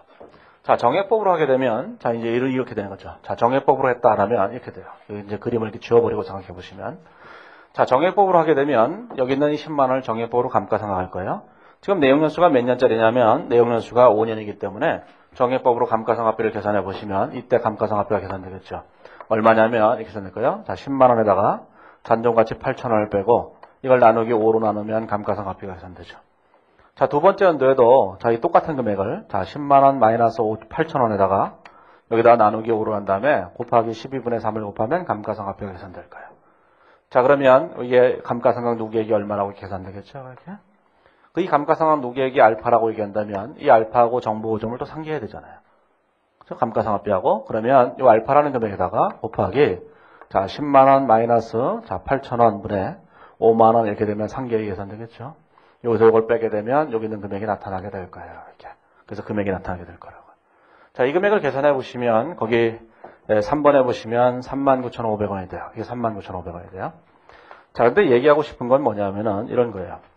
자, 얘를 이렇게 감가상각비를 계산하고 그 감가상각비하고 정보보증을 이 비율에 따라서 없애버려요. 그렇죠? 아까 정률법도 그렇게 똑같이 했으니까. 근데 정률법은 그렇게 하는 방법 외에 다른 방법은 절대로 없어요. 무조건 그렇게 하셔야만 되는데 정액법만큼은 이렇게 하는 방법 말고 다른 방법을 사용해도 동일한 결론을 얻어내요. 다른 방법이라는 게 뭐냐면 정액법이라는 방법은 취득원가에서 정보보증을 뺀 금액이 5만 원이니까 실제로 내 돈 들어간 건 5만 원밖에 없잖아요. 그 5만 원을 취득원가라고 보고 감가상각비를 계산하게 되면 장부금액이 정확하게 39,500원이 돼요. 그 얘기는 자, 이 5만 원을 취득원가라고 생각하고 감가상각을 해보세요. 그러면 이 5만 원에다가 자, 첫 해는 이게 8천 원을 빼겠죠? 나누기 5를 하게 되면 첫 해 감가상각비가 계산되잖아요. 자, 두 번째 감가상각비는 이걸 나누기 5를 한 다음에 곱하기 12분의 3을 곱해야 되겠죠, 이렇게. 그래서 요 금액에다가 감가상각비를 두 번을 빼게 되면 정확하게 39,500원이 되는 거예요. 그러면 정액법이라고 한다면 우리가 구체적으로 이렇게 하지 않더라도 답이 나오잖아요, 쉽게. 그래서 정액법을 하나 더 써놓은 거예요. 자, 정액법은 이렇게 계산하는 방법이나 이렇게 계산하는 방법이나 답이 똑같이 나와요. 정률법은 이렇게 계산하는 경우와 이렇게 계산하는 경우와 답이 다르게 나와요. 따라서 나중에 객관식 문제 같은 걸 푸실 때는 정액법은 이렇게 하는 게 항상 제일 빠르다고요. 그걸 보여주기 위해서 여기다 써놓은 거예요. 예? 정액법은 이렇게 해도 되고 이렇게 해도 되는데 정률법은 무조건 이렇게만 하면 돼요. 직구준 출제위원은 정률법을 내죠. 이렇게 못하게 착한 사람은 정액법을 해요. 자, 그래서 우리가 가장 중요한 감가상각 방법이 네 가지가 있어요. 생산자비례법 빼고 네 가지가 있는데 이 두 가지 방법이 다 해도 되는 경우가 정액법과 연수학계법이에요. 그러니까 이거 기억하셔야 돼요. 나중에 객관식에서 하셔도 되는데 연수학계법과 정액법이 두 가지 방법은 위의 방법으로나 밑에 방법으로나 답이 똑같아요. 무조건. 하지만 정률법과 이중채관법은 위의 방법과 밑에 방법이 답이 틀리기 때문에 무조건 위의 방법으로만 해야 된다. 그러니까 밑에 방법을 우리가 그냥 간편법이라고 생각해보죠. 그럼 저런 간편법은 안 된다 그런 얘기예요. 이게 자, 그걸 기억하셔야 돼요. 왜 이런 얘기를 제가 강의하냐면은 객관식 시험이든 무슨 시험이든지 간에 시간은 다 뭐예요? 돈이에요, 돈. 시간을 절약해야지 빨리 합격해서 돈을 벌잖아요. 그 시간이 돈인 거예요. 이게 전부 다. 그렇죠? 그러니까 얼마나 빨리 푸느냐가 굉장히 중요한 거예요, 시험에서는. 네? 하다못해 이렇게 푸는 거나 이렇게 푸는 거나 답이 똑같은데 이걸 뭐하러 설명해 이럴지 모르지만 얘가 2분 걸리면 얘는 1분 걸려요. 그 1분 동안 뭘 하느냐? 다른 문제를 풀죠. 그래서 빠른 방법이 필요한 거예요. 우리에게 필요한 건 딱 하나밖에 없어요. 스피드. 이거밖에 없는 거예요, 이렇게? 자, 이제, 그렇게 이해를 했어요. 예? 그래서 그 얘기를 417페이지에 오면 제가 거기 작은 것으로 써놨죠? 417페이지에, 자, 거기 3번에 처분일의 장부 금액을 계산했고, 제일 마지막 문단에 보면 작은 것으로 써놨잖아요. 417페이지에 보면, 처분일의 장부 금액을 계산할 때 정률법과 다르게 정부 보조금을 제외한 금액을 추동가로 보고 장부 금액을 계산했다. 이런 방법은 연수협계법과 정액법만 사용할 수 있는 거다. 써 있어요. 그걸 주의하셔야 돼요. 예. 자, 그 다음에 이제 418페이지에 보시면, 자, 이제 유형자산이 손상이 돼요. 자, 이제 손상이 되는데, 자, 이제 손상에 대한 얘기를 해야 되죠. 자, 손상이 가장 중요한 문제예요. 자, 손상이라는 게 뭐냐? 이런 생각을 해보자. 자, 여기서는 무조건 그림을 그려서 푸시면 돼요. 자, 그림을 그려서 푸시면 되는데, 자, 우리가 이렇게 됐죠. 어떤 자산이 있어요, 자산이. 자, 자산을 취득했죠?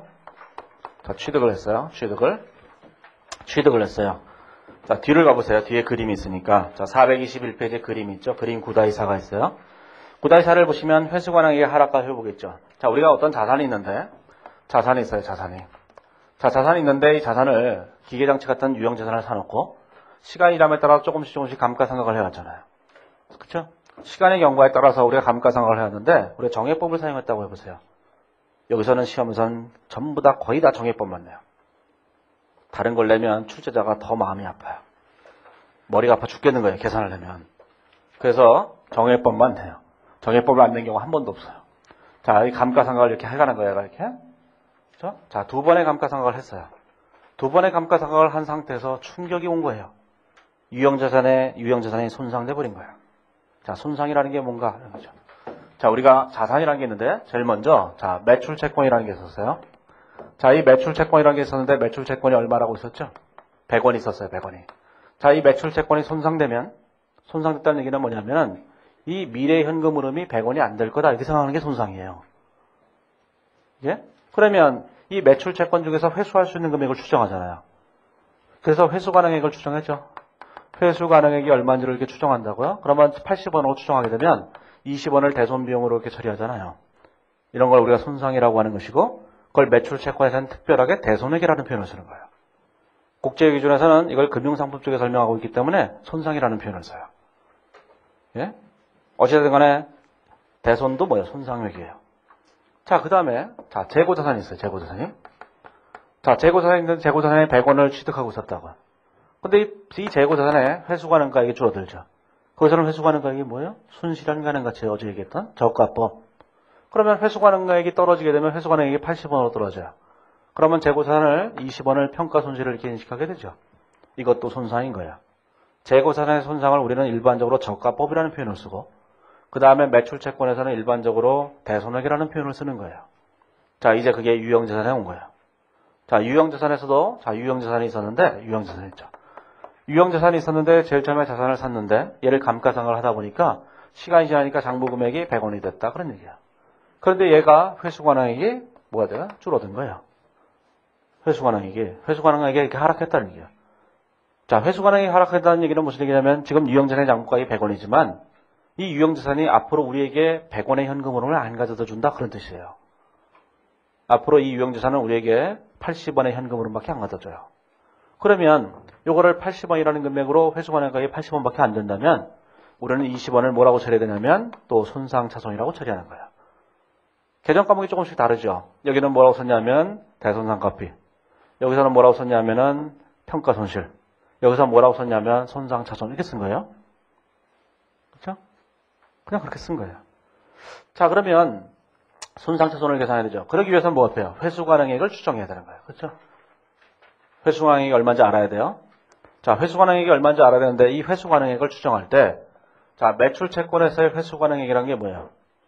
회수할 수 있는 금액을 말하는 거니까 순실현가능가치를 말하는 거예요. 일종의. 그렇죠? 그런데 재고자산인 경우에는 뭐예요? 순실현가능가치라고 얘기했잖아요. 원재료인 경우에 현행대체원가를 빼고는 순실현가능가치였죠. 자, 순실현가능가치 또는 회수가능액이라는 게 뭐예요? 이거를 회수할 때 받을 수 있는 돈을 말하는 거예요. 자, 그런데 유형자산에서는 회수가능액을 추정해야 되는데 회수가능액을 어떻게 추정하냐면 이렇게 추정해요.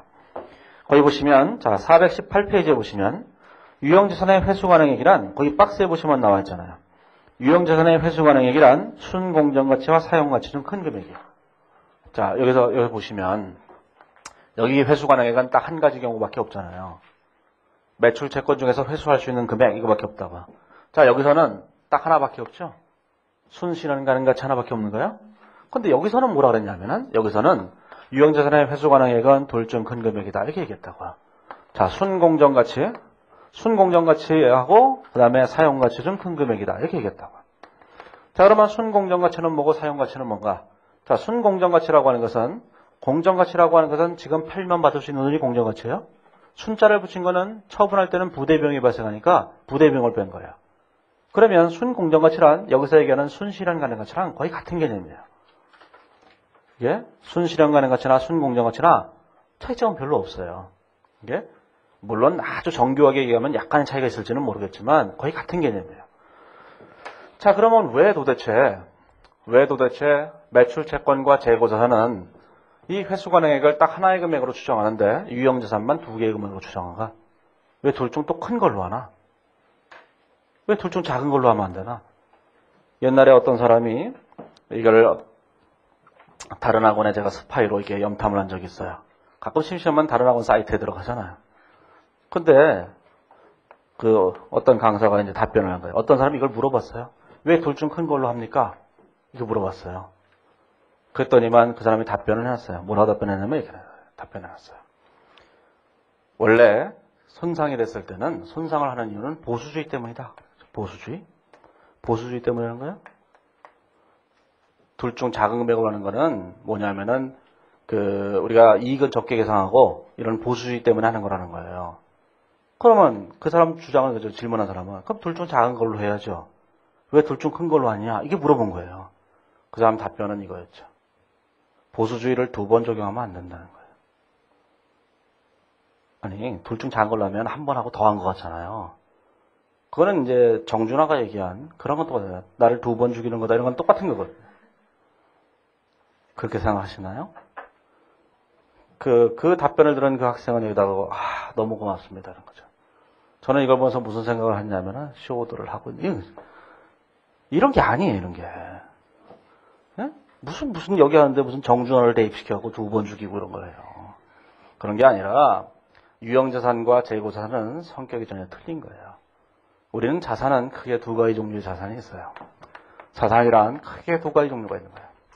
자, 두 가지 종류가 있는데 첫 번째는 뭐냐면 자산을 사용할 목적으로 취득한 자산이 하나 있고 두 번째는 처분을 목적으로 취득한 자산이 있고 두 가지가 있는 거예요. 예? 재고자산이라면 예를 들어서 재고자산은 처분할 것을 목적으로 하는 자산이에요. 그때는 회수가능이란 처분 가치만 갖고 따지는 거예요. 근데 사용을 목적으로 하고 있는 자산은 사용하기 싫으면 처분해버리면 돼요. 예를 들어서 자동차를 샀어요. 자동차를 구입했는데 이 자동차는 두 가지 의사결정을 할 수 있다고요. 자동차를 어떤 의사결정을 했어요? 내가 얘를 사용하겠다는 의사결정과 얘를 처분하겠다는 의사결정 두 가지 의사결정을 할 수 있다고요. 하지만 재고자산은 처분하겠다는 의사결정과 사용하겠다는 의사결정을 둘 다 할 수가 없어요. 왜 할 수가 없겠어요? 요즘 자동차 회사가 GM이 자동차가 안 팔려요. 그럼 어떻게 하면 되죠? 사용하면 되죠. 50만 대가 지금 창고에 쌓여 있어요. 예? 쌓여 있는데 얘기를 하는 거죠. 아니 자동차가 이렇게 안 팔려서 어떡하니 좀 얘기 좀 해봐. 이러면 직원이 하나 나서는 거죠. 사장님 저희가 사용하죠. 그러면 맞아 죽는 거죠. 재고자산은 사용할 수 있는 게 아니에요. 레인콤에서 MP3가 안 팔려요. 사장님 어떡하죠? MP3가 안 팔리는데? 레인을 불러와. 미안해요. 레인콤 그거 아니에요? 레인을 불러오라고 레인컴 이거 아니에요?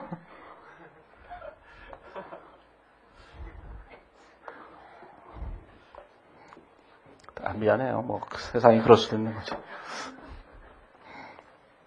자, 아무튼간에 뭐 레인이 오든지 말든지 레인이 처리해주든지 아무튼간에 레인콤에서 MP3가 안 팔리는데 이거 어떻게 대책을 세워봐. 그랬더니 직원이 한다는 소리가 사장님 우리가 쓰죠 그냥.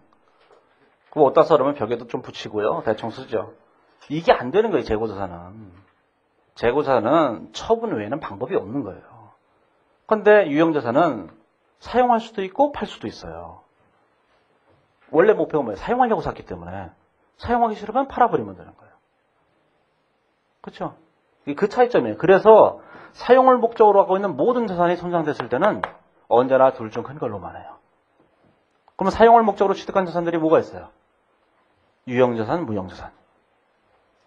그런 게 있는 거예요. 그러면 유형자산과 무형자산을 제외한 다른 자산들은 다 뭐냐? 그런 경우에는 다 처분을 목적으로 하고 있기 때문에 처분이라는 거는 여기서 매출채권 같은 경우는 회수죠. 현금 회수를 목적으로 하고 있는 거예요. 그런 경우에는 다 뭐가 돼요? 하나만으로 계산하는 거예요. 그 둘 중 큰 걸로 하는 거예요. 자, 그래서 둘 중 큰 걸로 할 때 이렇게 거기 그림이 있어요. 그림이. 자, 그림이 있는데 오른쪽에 가보시면 거기 그림이 있죠. 자, 그림 9-3으로 이제 요약된 걸 보시면 되는데 그림을 보시면 자, 회수관행액이란 손상 시점에서의 순공정가치와 그 다음에 사용가치 중 큰 금액으로 해요. 그러면 순공정가치는 거기 그 그림에도 있고 418페이지에는 제일 밑에 박스에도 있죠. 순공정가치란 매각으로 수취할 수 있는 금액에다가 처분 부대원가를 뺀 거예요. 그 다음에 419페이지 보면 사용가치란 건 뭐냐? 자산의 사용으로 인한 미래연금 흐름의 현재가치야. 자, 그러면 예를 들어서 이게 자동차를 얘기를 들면 이렇게 되죠. 자동차를 예를 들면 지금 현재 손상이 됐다는 얘기예요. 자, 손상이 됐을 때 지금 팔면 얼마를 받을 수 있나? 이걸 계산한 거예요. 이때 그 자동차 중개상한테 수수료 줘야 될 거 아니겠어요? 그거 뺀 금액이야. 순수하게 받는 금액. 그 다음에 사용가치란 건 뭐냐? 이 자동차를 내가 계속적으로 사용한다면 이 자동차가 가져다 줄 미래 현금 흐름이 있어요. 거기에는 현금 유입도 있을 테고 현금 유출도 있고 말일 거예요. 이렇게. 자동차를 사용하려면 휘발유를 사야 되니까 휘발유 값이 나갈 테고 자동차를 운행하면서 얻는 효익도 있을 테고 이걸 다 계산해서 이 미래 현금 흐름을 현재 가치로 평가한 거예요. 이런 거를 뭐라고 하냐면 우리는 사용가치라고 얘기한다 그런 얘기죠. 그러면 지금 팔면 요만큼을 받고 사용하면 이만큼을 얻게 된다는 거예요. 그럼 의사결정을 어떻게 했어요? 둘 중 큰 쪽으로 하겠죠. 그렇죠? 얘가 예를 들어서 얘가 100원이고 얘가 예를 들어서 120원이라면 무슨 말이겠어요? 사용하는 것이 더 효익이 더 큰 거잖아요. 그럼 회사는 사용하겠다고 결정을 내릴 테고 만약에 이게 150원이다 그러면 팔아버리는 게 더 좋다고 결정 내리겠죠. 그렇죠? 이런 거랑 똑같은 우리 일상생활에서 작년에 휘발유가 200달러 간다 막 이랬잖아요. 배럴당 150달러까지 막 하고 그랬잖아요. 그래서 휘발유가 뭐 2,000원 가까이 갔죠.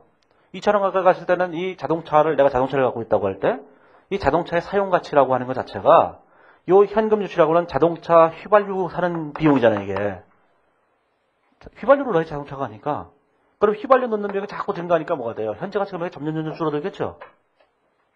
그래서 집에서 이 휘발유 값도 오르는데 자동차 팔아버리고 그냥 버스로 출퇴근할까? 이러고 아버지께서 말씀하신 거예요. 집에서. 부모님이 둘이 앉아갖고 소파에 앉아갖고 휘발유 값도 오르는데 왜 한 달에 예전에는 휘발유가 한 달에 30만 원씩 들어갔는데 이번에 50만 원씩 들어가. 아이고 그 20만 원씩 더 들어가는데 20만 원 그거 아껴야 될 텐데 그러면 자동차를 이참에 팔아버릴까? 이렇게 고민하잖아요. 왜 고민하겠어요? 사용가치가 점점 떨어지기 때문이에요. 휘발유 값이 점점 떨어지게 되면 뭐가 돼요? 사용가치가 점점 올라가는 거예요. 그렇죠? 이해하시겠죠 이게? 그래서 휘발유 값이 막 올라가면은 아침에 출근을 편하게 할 수 있어요. 왜냐면 사용가치가 점점 떨어지는 사람이 생기기 때문에. 그렇죠? 하지만 부자들은 뭐예요? 사용가치가 점점 늘어나죠. 왜냐면 도로가 뻥 뚫려 있으니까. 그런 거예요 이게. 사람에 따라 좀 다른 거예요. 자, 그래서 둘 중 큰 걸로 한다라는 걸 기억하시면 돼요. 그래서 항상 시험에 나올 때 다 주어져요. 순공정가치가 주어지기도 하고 뭐 요거랑 금액을 딱 주기도 하고 계산하라고 하는데 계산하는 건 미래연금은 다 주니까 그걸 현재가치로 평가하기만 하면 된다고. 아무튼 둘 중 큰 거라는 거를 왜 둘 중 큰 거로 하는가 그거에 대한 이해를 하시면 돼요. 뒤로 넘어가 보시면 자 그래서 이제 421페이지에 있는 그림을 다시 보세요. 그러면 어느 날 자 얘가 이제 손상이 된 거예요. 손상이 되게 되면 자 회수관행가액이 이렇게 된 거예요. 회수관행액이 그럼 요만큼을 뭘로 처리하냐면 자 손상차손이라고 이렇게 회계 처리를 해요. 손상차손 이렇게 회계 처리를 한다고요. 자 손상차손이라고 회계 처리하고 난 다음에 그 다음에 뭘 해야 되냐면 감가상각을 해야 된다고. 자 손상차손이 되게 되면 자 이 금액을 기초로 다시 감가상각을 해요. 그럼 감가상각을 이렇게 해갈 거예요. 이렇게 연도별로 이렇게 해가죠. 자 그리고 세월이 지난 다음에 이 자산의 회수관행액이 다시 상승을 해요. 회수관행액이 회복을 하게 되면 자 회수관행액이 이렇게 회복을 하거든요. 이렇게. 그럼 회수관행액이 어디쯤 왔을 거예요. 이렇게. 그러면 요 금액을 환입으로 잡으면 되는 거죠. 손상차손 환입이라고 이렇게 잡으면 되는 거예요. 자 그런데 뭐가 문제냐면은 손상차손 환입을 잡을 때는 한도가 있어요. 이 취득원가를 처음에 감가상각할 때 이렇게 감가상각을 해왔을 거예요. 이거를 계속 감가상각을 해봐야 이렇게. 그러면 여기까지 왔을 거예요.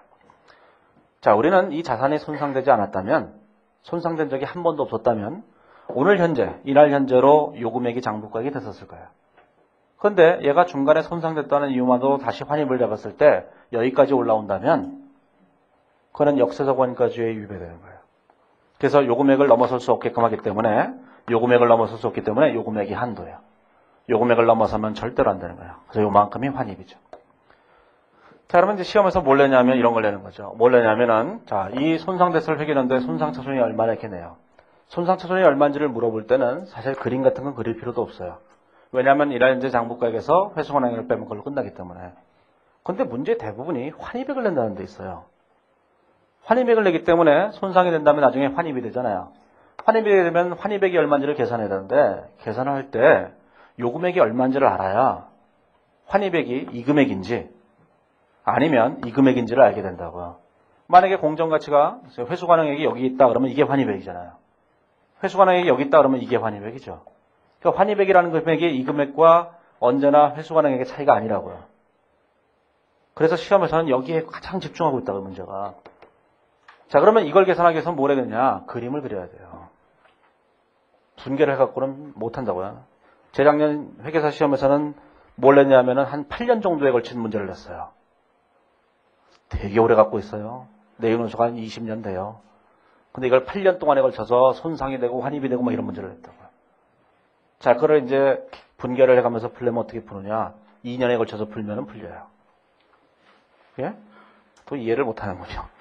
예? 올해 반 풀고 종 쳤을 테니까 내년도에 나머지 반 풀고 이러면은 풀린다고요, 이게. 그림을 그려서 푸시면 돼요. 자, 좀 이따가 이제 그 뒤에 객관식 기출 문제도 있으니까 객관식 기출 문제가 거기 그 452페이지에 있는 객관식 문제 2번 문제가 그 문제예요. 자, 좀 이따가 해보시면 하실 수 있을 거예요. 그건 좀 이따가 해보기로 하고. 자, 이제 그러면 그림을 그리면 된다라는 생각을 하시고, 자, 422페이지에 보시면 예제 4번이 있어요. 자, 오른쪽에 423페이지 그림을 그려놨죠? 자, 그림을 우리가 직접 그리 쓸 수 있어야 되는 거예요. 그림 그리는 건 별로 어렵지 않아요. 왜냐하면은 다 정액법만 내기 때문에 정액법으로 그리시면 돼요. 자, 이제 그려보세요. 이렇게. 자, 뭘 그리냐면은, 자, 제일 먼저 이렇게 돼 있죠. 자, 422페이지에 오면은 가로 1번에 2008년 1월 1일 날 취득해서 보유 중인 건물이 2009년 말 자체 손상됐다. 근데 내용을 보니까 거의 가로 3번에 보면 2011년까지 그림을 그려야 된다는 거 아시겠죠? 그러면, 자, 2008년에 샀는데 2011년까지 그려야 돼요. 자, 그러면 이게 2008년 1월 1일이죠? 자, 그러면 이렇게 그림을 쭉 이렇게 그려보세요. 이렇게. 쭉 그리면 돼요. 정액법이니까 직선으로 그리면 되죠. 그러면 얘가 얼마였어요? 얘가 이제 2008년 말이에요. 자, 2009년 말이죠. 자, 이게 2010년 말이죠. 이게 2011년 말이에요. 너무 길게 그렸네. 이렇게 된 거죠. 이렇게. 2011년 말까지. 자, 그러면 우리가 이제 장부 금액을 계산해 보는 거예요. 제일 처음에 취득원가가 얼마냐면 취득원가가 가로 2번에 보면 4만 원이에요. 가로 2번에 보면 4만 원이죠. 4만 원. 요게 4만 원인 거예요. 4만 원. 근데 내용연수가 몇 년이라고 되어 있냐면 내용연수가 거기 보시면 10년이라고 되어 있어요. 그럼 매년 감가상각비가 얼마씩이에요? 4,000원씩이죠. 4만 원이니까 매년 4,000원씩 감가상각을 해야 되잖아요. 그러면 이렇게 36,000원, 32,000원, 자, 28,000원, 24,000원. 계산기 없어도 다 해요. 네? 4씩 빼보세요. 주르륵 이렇게. 그러면 됐죠? 자, 그런데 얘가 2009년도에 손상이 된 거예요. 가로 2번에 보시면 2009년도에 손상이 됐다. 근데 2009년도에 순공정가치와 사용가치는 큰 금액이 회수관행이잖아요. 그러면 순공정가치가 2만 원이고 사용가치가 15,000원이니까 2만 원이 회수관행이겠죠? 그럼 2만 원을 쓰시면 돼, 이때 얼마예요? 이때 2만 원인 거죠, 2만 원? 그렇죠? 자, 그러면 여기다 써보면, 자, 이때 감가상각비 4,000원이죠? 이때 감가상각비 4,000원인 거예요. 자, 요 기간 동안에 뭐가 있어요? 12,000원의 손상차손이 있었던 거죠, 얘가 이렇게. 자, 그리고 난 다음에 다음 연도가 되면 얘를 또 감가상각을 또 해야 된다고. 자, 감가상각을 했죠. 자, 이때 10년 남았었는데 이때 오면 몇 년 남았어요? 8년 남았다고.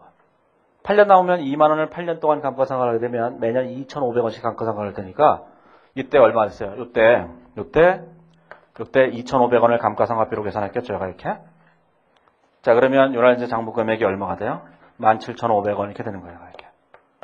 자, 그런데 그 두 번째 연도에 회복이 됐어요. 가로 3번에 보시면 2010년 말에 순공정가치와 사용가치 중 큰 금액이 21,000원이잖아요. 회복이 됐죠? 21,000원이 얼마죠? 자, 21,000원이 여기까지 온 거죠. 28,000원을 넘어서지 않잖아요. 그러니까 21,000원이 여기까지 온 거예요. 그러면 요 금액이 회복된 금액이라고요. 요걸 환입으로 잡아야 돼요. 환입으로 잡아야 되는데 얼마 되냐면 3,500원이 이게 환입이 되는 거예요, 이렇게. 그렇죠? 자, 그리고 난 다음에 요거에 대해서 다시 생각을 또 하죠. 이제 7년밖에 안 남았으니까 7년이 지나게 되면 요번에는 이제 18,000원이 되는 거예요. 그러면 이때 요 감가상각비는 얼마가 되느냐? 요때 감가상각비는 얼마 돼요? 3,000원이 되죠. 이렇게. 그렇죠? 그리고 다시 얘가 회복이 됐어요. 2011년 말에 보시면 거기 가로 3번에 보면 2011년 말에 해수관액이 3만 원이에요. 둘 중 큰 거니까. 3만 원이니까 얼마 됐어요? 여기를 뚫고 올라가서 여기가 됐죠. 3만 원이. 그렇죠? 자, 환입액은 어디까지냐? 여기까지가 환입액이다는 거예요. 얘를 넘어서면 안 되니까. 그래서 요 금액이 이게 환입액이 된 거예요. 그래서 6,000원 이렇게 환입액이 된 거죠. 자, 이제 2007년도 시험에 나왔다고 하는 그 뒤에 객관식 문제는 이렇게 긴 문제를 주면서 이런 것들 하나씩 물어보는 거예요. 2009년도에 감가상각비는 4,000원이다. 동그라미 1번. 동그라미 2번. 회사가 2009년도에 손상차손으로 인식한 금액은 12,000원이다. 동그라미 3번. 이 회사가 2011년에 환입액으로 잡을 금액은 6,000원이다. 이러면서 문제를 내는 거라고요. 그거 좀 이따가 해보시면 돼요. 자, 이 그림을 그려서 문제를 푸시지 않으면 문제를 풀기가 되게 힘들어요. 그러면 이걸 가지고 이제 회계 처리하는 거 어떻게 할 거냐? 회계 처리 그냥 하면 되죠. 회계 처리하면 어떻게 돼요? 자, 요거는 뭐가 되죠? 차변의 감가상각비 대변의 감가상각 누계. 자, 2009년이 되면 요거 감가상각비, 감가상각 누계. 그 다음에 차변의 손상차손, 손상차손 누계. 이게 되죠. 자, 요 2009년부터 해보세요. 거기 해답에 보면 2009년부터 되어 있잖아요.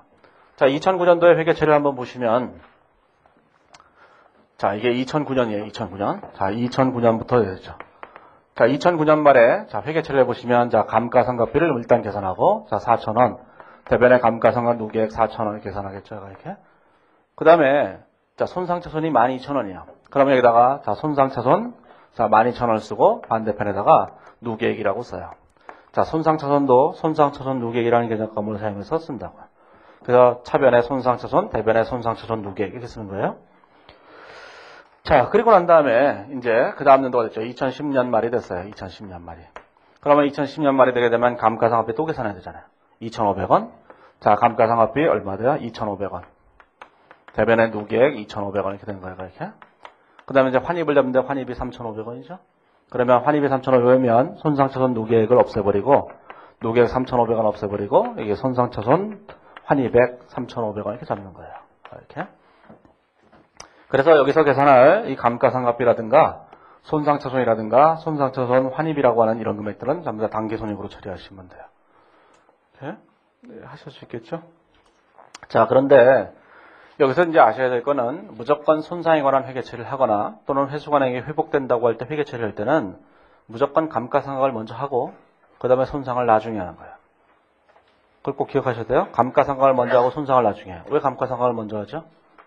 자, 감가상각을 먼저 하고 그 다음에 손상에 관한 회계 처리를 나중에 하는 거예요. 순서대로 1, 2 이렇게 순서를. 감가상각은 1년 동안 이 기계장치를 사용한 것에 대해서 비용 처리하는 거예요. 손상이라고 하는 것은 뭐냐면 별일이 없는 줄 알았는데 12월 31일 24시에 전화 한 통을 받은 거예요. 기계장치가 손상됐다고. 그때 받은 충격이에요. 집에 가서 아이스크림 먹었는데 열어봤더니 더 이상이 없다. 그거라니까요. 그쵸? 그 재고산 평가 손실을 계산할 때도 우리 일반적으로 뭘 했어요? 그냥 몇천 원가 계산했다가 제일 마지막에 기억을 못 하시는 거예요. 아니, 있잖아요. 기초재고, 단기매입, 기말재고 이렇게 다 계산해놓고 다 계산한다고 해서 이 기말재고가 장부상, 장부재고 곱하기 단가다 이렇게 얘기했는데 여기까지 다 계산하고 끝냈잖아요. 이게 일반적인 회계 처리라고요. 그 상태에서 뭐가 된 거예요? 갑자기 냉장고문을 딱 열었더니만 수량이 없었다 그러잖아요. 유형재산에서는 수량이 없는 경우는 별로 없어요. 아니, 자동차를 내가 보유하고 있는데 자동차가 없어요. 도난당한 거예요, 그거는. 그렇죠? 유형자산은 그냥 있어요, 대개 다. 어느 날 회사를 출근했는데 건물이 없어졌어요. 그건 아니잖아요. 그러니까 유형자산 쪽에서는 수량 부족이라는 게 없다고요. 그래서 수량 부족이 없는 거예요. 그러니까 유형자산도 자동차가 우리 회사에 자동차가 많다 그러면 뭐예요? 장부 수량, 자동차 대수 곱하기 단가죠. 근데 자동차의 수량이 줄어드는 경우는 없어요, 유형자산은. 그 유형자산은 그냥 그대로 있는 거예요. 다만 뭐만 떨어져요? 가격만 폭락하는 거예요. 그걸 우리가 손상이라고 하는 거죠. 그게 얘가 떨어지는 경우는 없으니까 얘만 떨어지는 거예요, 이게. 그렇죠? 그 재고자산이나 유형자산이나 원래 다 같은 거예요, 따지고 보면. 그렇죠? 그래서 왜 유형자산에 수량 부족이 없는 걸 잘 생각해 보세요. 유형자산은 없어지지 않아요. 일반적으로. 물론 없어지는 경우도 있어요. 그러면 이제 경찰서에 신고하면 되는 거죠. 그런 거예요, 이게. 자, 이제 뒤로 가보시면, 이제 그 문제를 한번 잠깐 해보세요. 어디를 보시면 되냐면은, 그 문제를 해보시면 되는데, 자, 이제 400이 아니라, 452페이지에 보면, 자, 공인에서 2007년도 시험 문제 나왔던 2번 문제를 보시면, 452페이지에 있는 그 2번 문제를 보면은, 이제, 이 문제를 풀 수 있다면, 손상은 다 공부가 끝난 거예요. 이게 제일 어려운 문제니까. 길잖아요. 2007년에 사서 2013년까지 얘기를 하고 있는 거예요. 아, 그럼 너무 길잖아요. 시험 기간이. 그 사람이 벅차갖고 이제 찍는 건데, 실제로는 이게 그림 하나 그리면 30초면 풀 수 있어요. 그림을 하나 그려보세요, 그림을. 자, 이제 그림을 그려서 문제를 푸시면 금세 푸실 수 있어요. 자, 이제 그림을 그려서, 자, 제일 먼저 뭐죠? 2007년도에 110만원에 샀대죠? 자, 110만원에 산 거예요, 110만원에. 2007년에 쫙 된 거죠. 이렇게 된 거예요. 기니까. 자, 그러면 2007년 말, 자, 2008년 말, 자, 2009년 말, 2010년 말, 2011년 말, 2012년 말, 2013년 말, 이렇게 된 거잖아요. 그렇죠? 그렇죠? 뒤에 페이지 보면 해답의 그림이 그려졌는데, 이게 너무 길어서, 책 사이즈가 안 되잖아요. 그 여기쯤에서 끊었어요, 뒤에는. 그런데 이제 그림 원래 이렇게 쭉 그려놓으면, 자, 이제 뭐예요? 내용연수 10년이고 잔존가치가 10만원이죠? 그럴 줄 알았어요. 그래야 10만원씩 줄잖아요. 아, 출제자도 다 생각이 있는 사람이에요. 그러니까 이게 100만원, 자, 90만원, 자, 80만원, 70만원, 60만원. 왜 계산기가 필요 없는지 아시겠죠? 이렇게 된 거예요. 자, 그런데 얘가 어느 날 손상이 된 거예요. 가로 2번에 보시면. 손상이 됐는데, 거기 보시면, 네 번째 줄에 보면은, 2009년 말 회수관액이 59만원 있어요. 2009년 말 이때 59만원이 된 거예요. 59만원이 이렇게. 그렇죠? 자, 그러면 손상되고 난 다음에 요거에 대해서 뭐 해야 돼요? 상각을 또 해야 된다고. 상각을 또 해야 되는데 언제까지 상각을 해야 되냐면은 2012년 말에 회복이 된 거예요. 그럼 2012년까지 이렇게 여기까지 왔겠죠, 이렇게? 이렇게 왔다가 여기서 회복이 된 거예요. 그렇죠? 자, 회복이 될 때 그때 회수관액이 얼마라고 얘기했냐면은 회수관액이 52만원이다 그랬죠. 이때 회수관액이 얼마야? 52만원이 회수관액이다. 이렇게 얘기한 거예요. 이렇게. 자, 그러면 여기 지금 와서 환입을 잡아야 되는데 여기까지가 환입이잖아요. 요걸 넘어섰으니까. 그래서 요걸 환입액으로 계산하시면 되죠. 그러기 위해서는 요 금액이 얼마인지 요 금액이 얼마인지를 알아야 되죠. 그러면 우리가 이제 내용연수가 몇 년 남았냐면 내용연수가 이제 7년밖에 안 남았어요. 이날 현재로 3년이 지났으니까 이제 7년 남았잖아요. 잔존가치는 여전히 10만원이죠. 별다른 말이 없으니까 잔존가치 안 바뀐 거예요. 상식적으로는 바뀌었겠죠. 이렇게 큰 손상을 겪었는데 얘가 잔존가치가 안 바뀔 리가 있나요? 하지만 별다른 말이 없으면 아무것도 바뀌었다고 생각하시면 안 돼요. 가끔씩 바뀌었다고 우기는 사람들이 있어요. 와갖고. 아니 이게 잔존가치가 안 바뀌었다는 게 말이 됩니까? 이러면서 항의하는 사람도 있는데 제가 낸 문제가 아니에요. 왜 자꾸 나한테 와서 그러는지 모르겠는데 그러니까 그냥 별다른 말이 없으면 원래 자료가 다 그대로다 이렇게 생각하시고 문제를 푸셔야 돼요. 자, 가끔 그거 따지는 수험생들이 있어요. 진짜로. 얘기하면 또 길어지니까. 자, 59만원에서 10만원 빼면 49만원이죠? 매년 7만원씩 감가상각을 하면 되잖아요. 7만원 감가상각하면 얼마 돼요? 52만원. 7만원 감가상각하면 얼마 되죠? 7만원 빼면 45만원 이렇게 되죠? 7만원 빼게 되면 38만원 이렇게 되겠죠? 이렇게. 자, 그러면 이제 상각과 환입이 얼마인지 다 계산해 주세요. 자, 감가상각비부터 계산해 보세요. 첫 해 감가상각비 10만원, 두 번째 감가상각비 10만원, 세 번째 감가상각비 10만원, 그 다음에 손상처손이 얼마야? 21만원 이렇게 돼 있죠. 예? 그 다음에 감가상각비 7만원, 감가상각비 7만원, 감가상각비 7만원, 그 다음에 환입액이 얼마야? 12만원 이렇게 되죠. 그렇죠? 그 다음에 감가상각비 얼마야? 10만원 이렇게 되죠. 또 10만원이잖아요. 똑같이 이렇게. 자, 이제 답을 풀 수 있어요. 자, 그러면 답을 한번 보세요. 1번. 2009년도에 손상을 인식하기 전 장부 금액은 80만원이다. 2009년도 손상을 인식하기 전 장부 금액. 이거 저거 80만원이다. 1번 맞잖아요. 그렇죠? 자, 2번. 2010년에 감가상각비가 7만원이다. 2010년 이때죠. 감가상각비 7만원. 이렇게 맞는 거예요. 자, 3번. 2011년에 감가상각 누계액이 44만원이다. 감가상각 누계액. 자, 얼마야? 10만원, 20만원, 30만원, 37만원, 44만원. 이렇게 딱 맞잖아요. 그 다음에 4번에, 자, 환입액은 14만원이다. 환입액이 12만원이잖아요. 그죠? 예? 그래서 4번이 답인 거예요. 틀린 거. 5번 보시면 2013년에 감가상각비는 2009년 것 같다. 2009년에 감가상각비 10만원, 2013년 10만원. 이게 똑같잖아요. 그 답이 4번이 되는 거예요. 자, 30초에 푸실 수 있겠죠? 지금은 뭐 잘 안 되지만 조금 있다가 이제 그림을 조금만 익숙해지면 다 정해법만 내기 때문에 정률법 그러면 출제자가 미쳐요. 왜냐면 이때부터 뭘 해야 돼요? 잔존내용수 7년짜리 정률을 계산해야 되는데 잘 해보세요. 1-에 7승근 루트 해보세요 이게. 그러니까 출제자가 미쳐버려요. 그래서 절대로 그렇게 안 내요. 여태까지 손상은 정액법에 낸 걸 본 적이 없어요. 정액법으로 쭉 하시면 돼요. 그렇죠? 조금 시간이 지나면 이 정도 문제는 1분이면 푸실 수 있을 거예요. 좀 더 익숙해지면 30초에 풀 수도 있을 테고. 저처럼 이제 도가 트면 그냥 보자마자 답이 4번이라는 것도 알아요. 딱 보면 이게 뭐, 왜 낸 거예요? 이거 4번인데?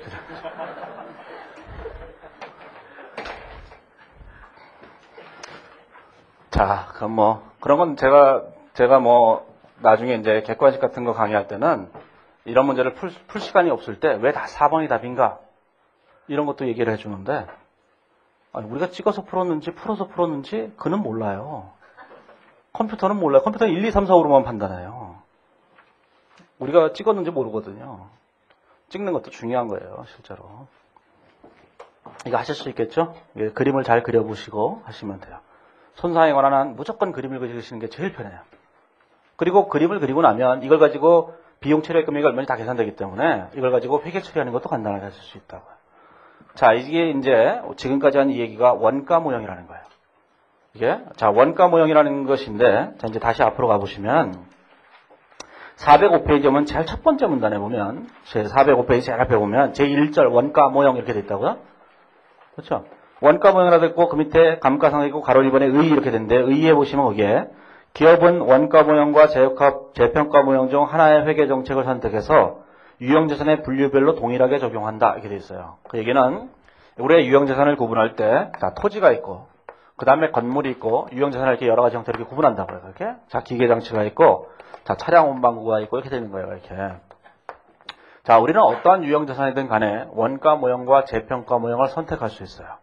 자, 원가 모형이라고 하는 것은 지금 얘기한 게 원가 모형이라는 거예요. 그 다음에 재평가 모형이라는 게 있어요. 재평가 모형은 이제 강의를 할 거예요.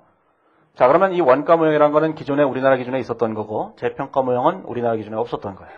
이게 이제 국제회 기준에서 사용하고 있는 방법인데 새롭게 도입되는 거죠. 그러면 이 원가 모형과 재평가 모형을 모든 유형자산에 다 일괄 적용하는 것이 아니라 유형자산의 종류별로 적용할 수 있어요. 따라서 예를 들어서 토지 같은 경우에는 재평가 모형을 적용하고 그 다음에 건물 같은 경우는 원가 모형을 적용하고 이게 종류별로 정할 수 있다고. 하지만 이런 건 안 되죠. 우리에게 건물이 두 채가 있는데 하나는 원가 모형 하나는 재평가 모형 이러면 손익을 조작했다고 보는 거예요. 그런 건 안 돼요. 그러니까 건물에 관해서 재평가 모형을 사려면 다 재평가 모형 원가 모형을 사려면 다 원가 모형 이런 거죠. 근데 우리나라가 지금 전 세계적으로 전부 다 주가가 폭락하고 막 이러잖아요. 경기가 안 좋고 그러니까 우리나라에서는 여태까지 이거밖에 인정 안 했는데 회사가 적자가 많이 나오면 회사 재무제표가 부실해질 거 아니겠어요. 그래서 올 초에 그 한국회계 기준원 금감원이나 이런 데서는 국제 기준에서 요 규정만 미리 도입하겠다는 거예요. 재평가 모형만. 그게 국제 기준을 위반하는 건 아니다. 이러면서 국제 기준은 2011년부터 도입이 이제 상장법인에 대해서 의무화되어 있는 건데 지금부터 하자는 거야. 이거는 급하니까 이거 하자는 거예요. 그래서 이걸 하자는 건데 그래서 이제 요즘 일부 기업들이 재평가를 하고 있어요. 재평가를 하는데 이런 걸 재평가하려면 짜증 무진년하죠. 돈도 몇 푼 내지도 않으면서. 그러니까 종류별로 선택적으로 할 수 있으니까 땅만 하는 거예요. 땅값이 엄청나게 많이 올라 있잖아요. 어떤 기업, 뭐 땅에 있어서 재평가 보니까 이익이 뭐 200억이 늘어났다더라, 뭐 이런 얘기 하는 거예요. 그게 이제 그게 재평가 모형이라고 제가 이렇게. 이제 재평가 모형에 대해서 이제 얘기할 거예요. 이렇게. 자, 잠시 쉬었다가 재평가 모형에 대해서 얘기를 하죠. 재평가 모형은 뒤에 가보시면 이제 424페이지부터 남아있어요. 거기부터는 잠시 후에 하죠.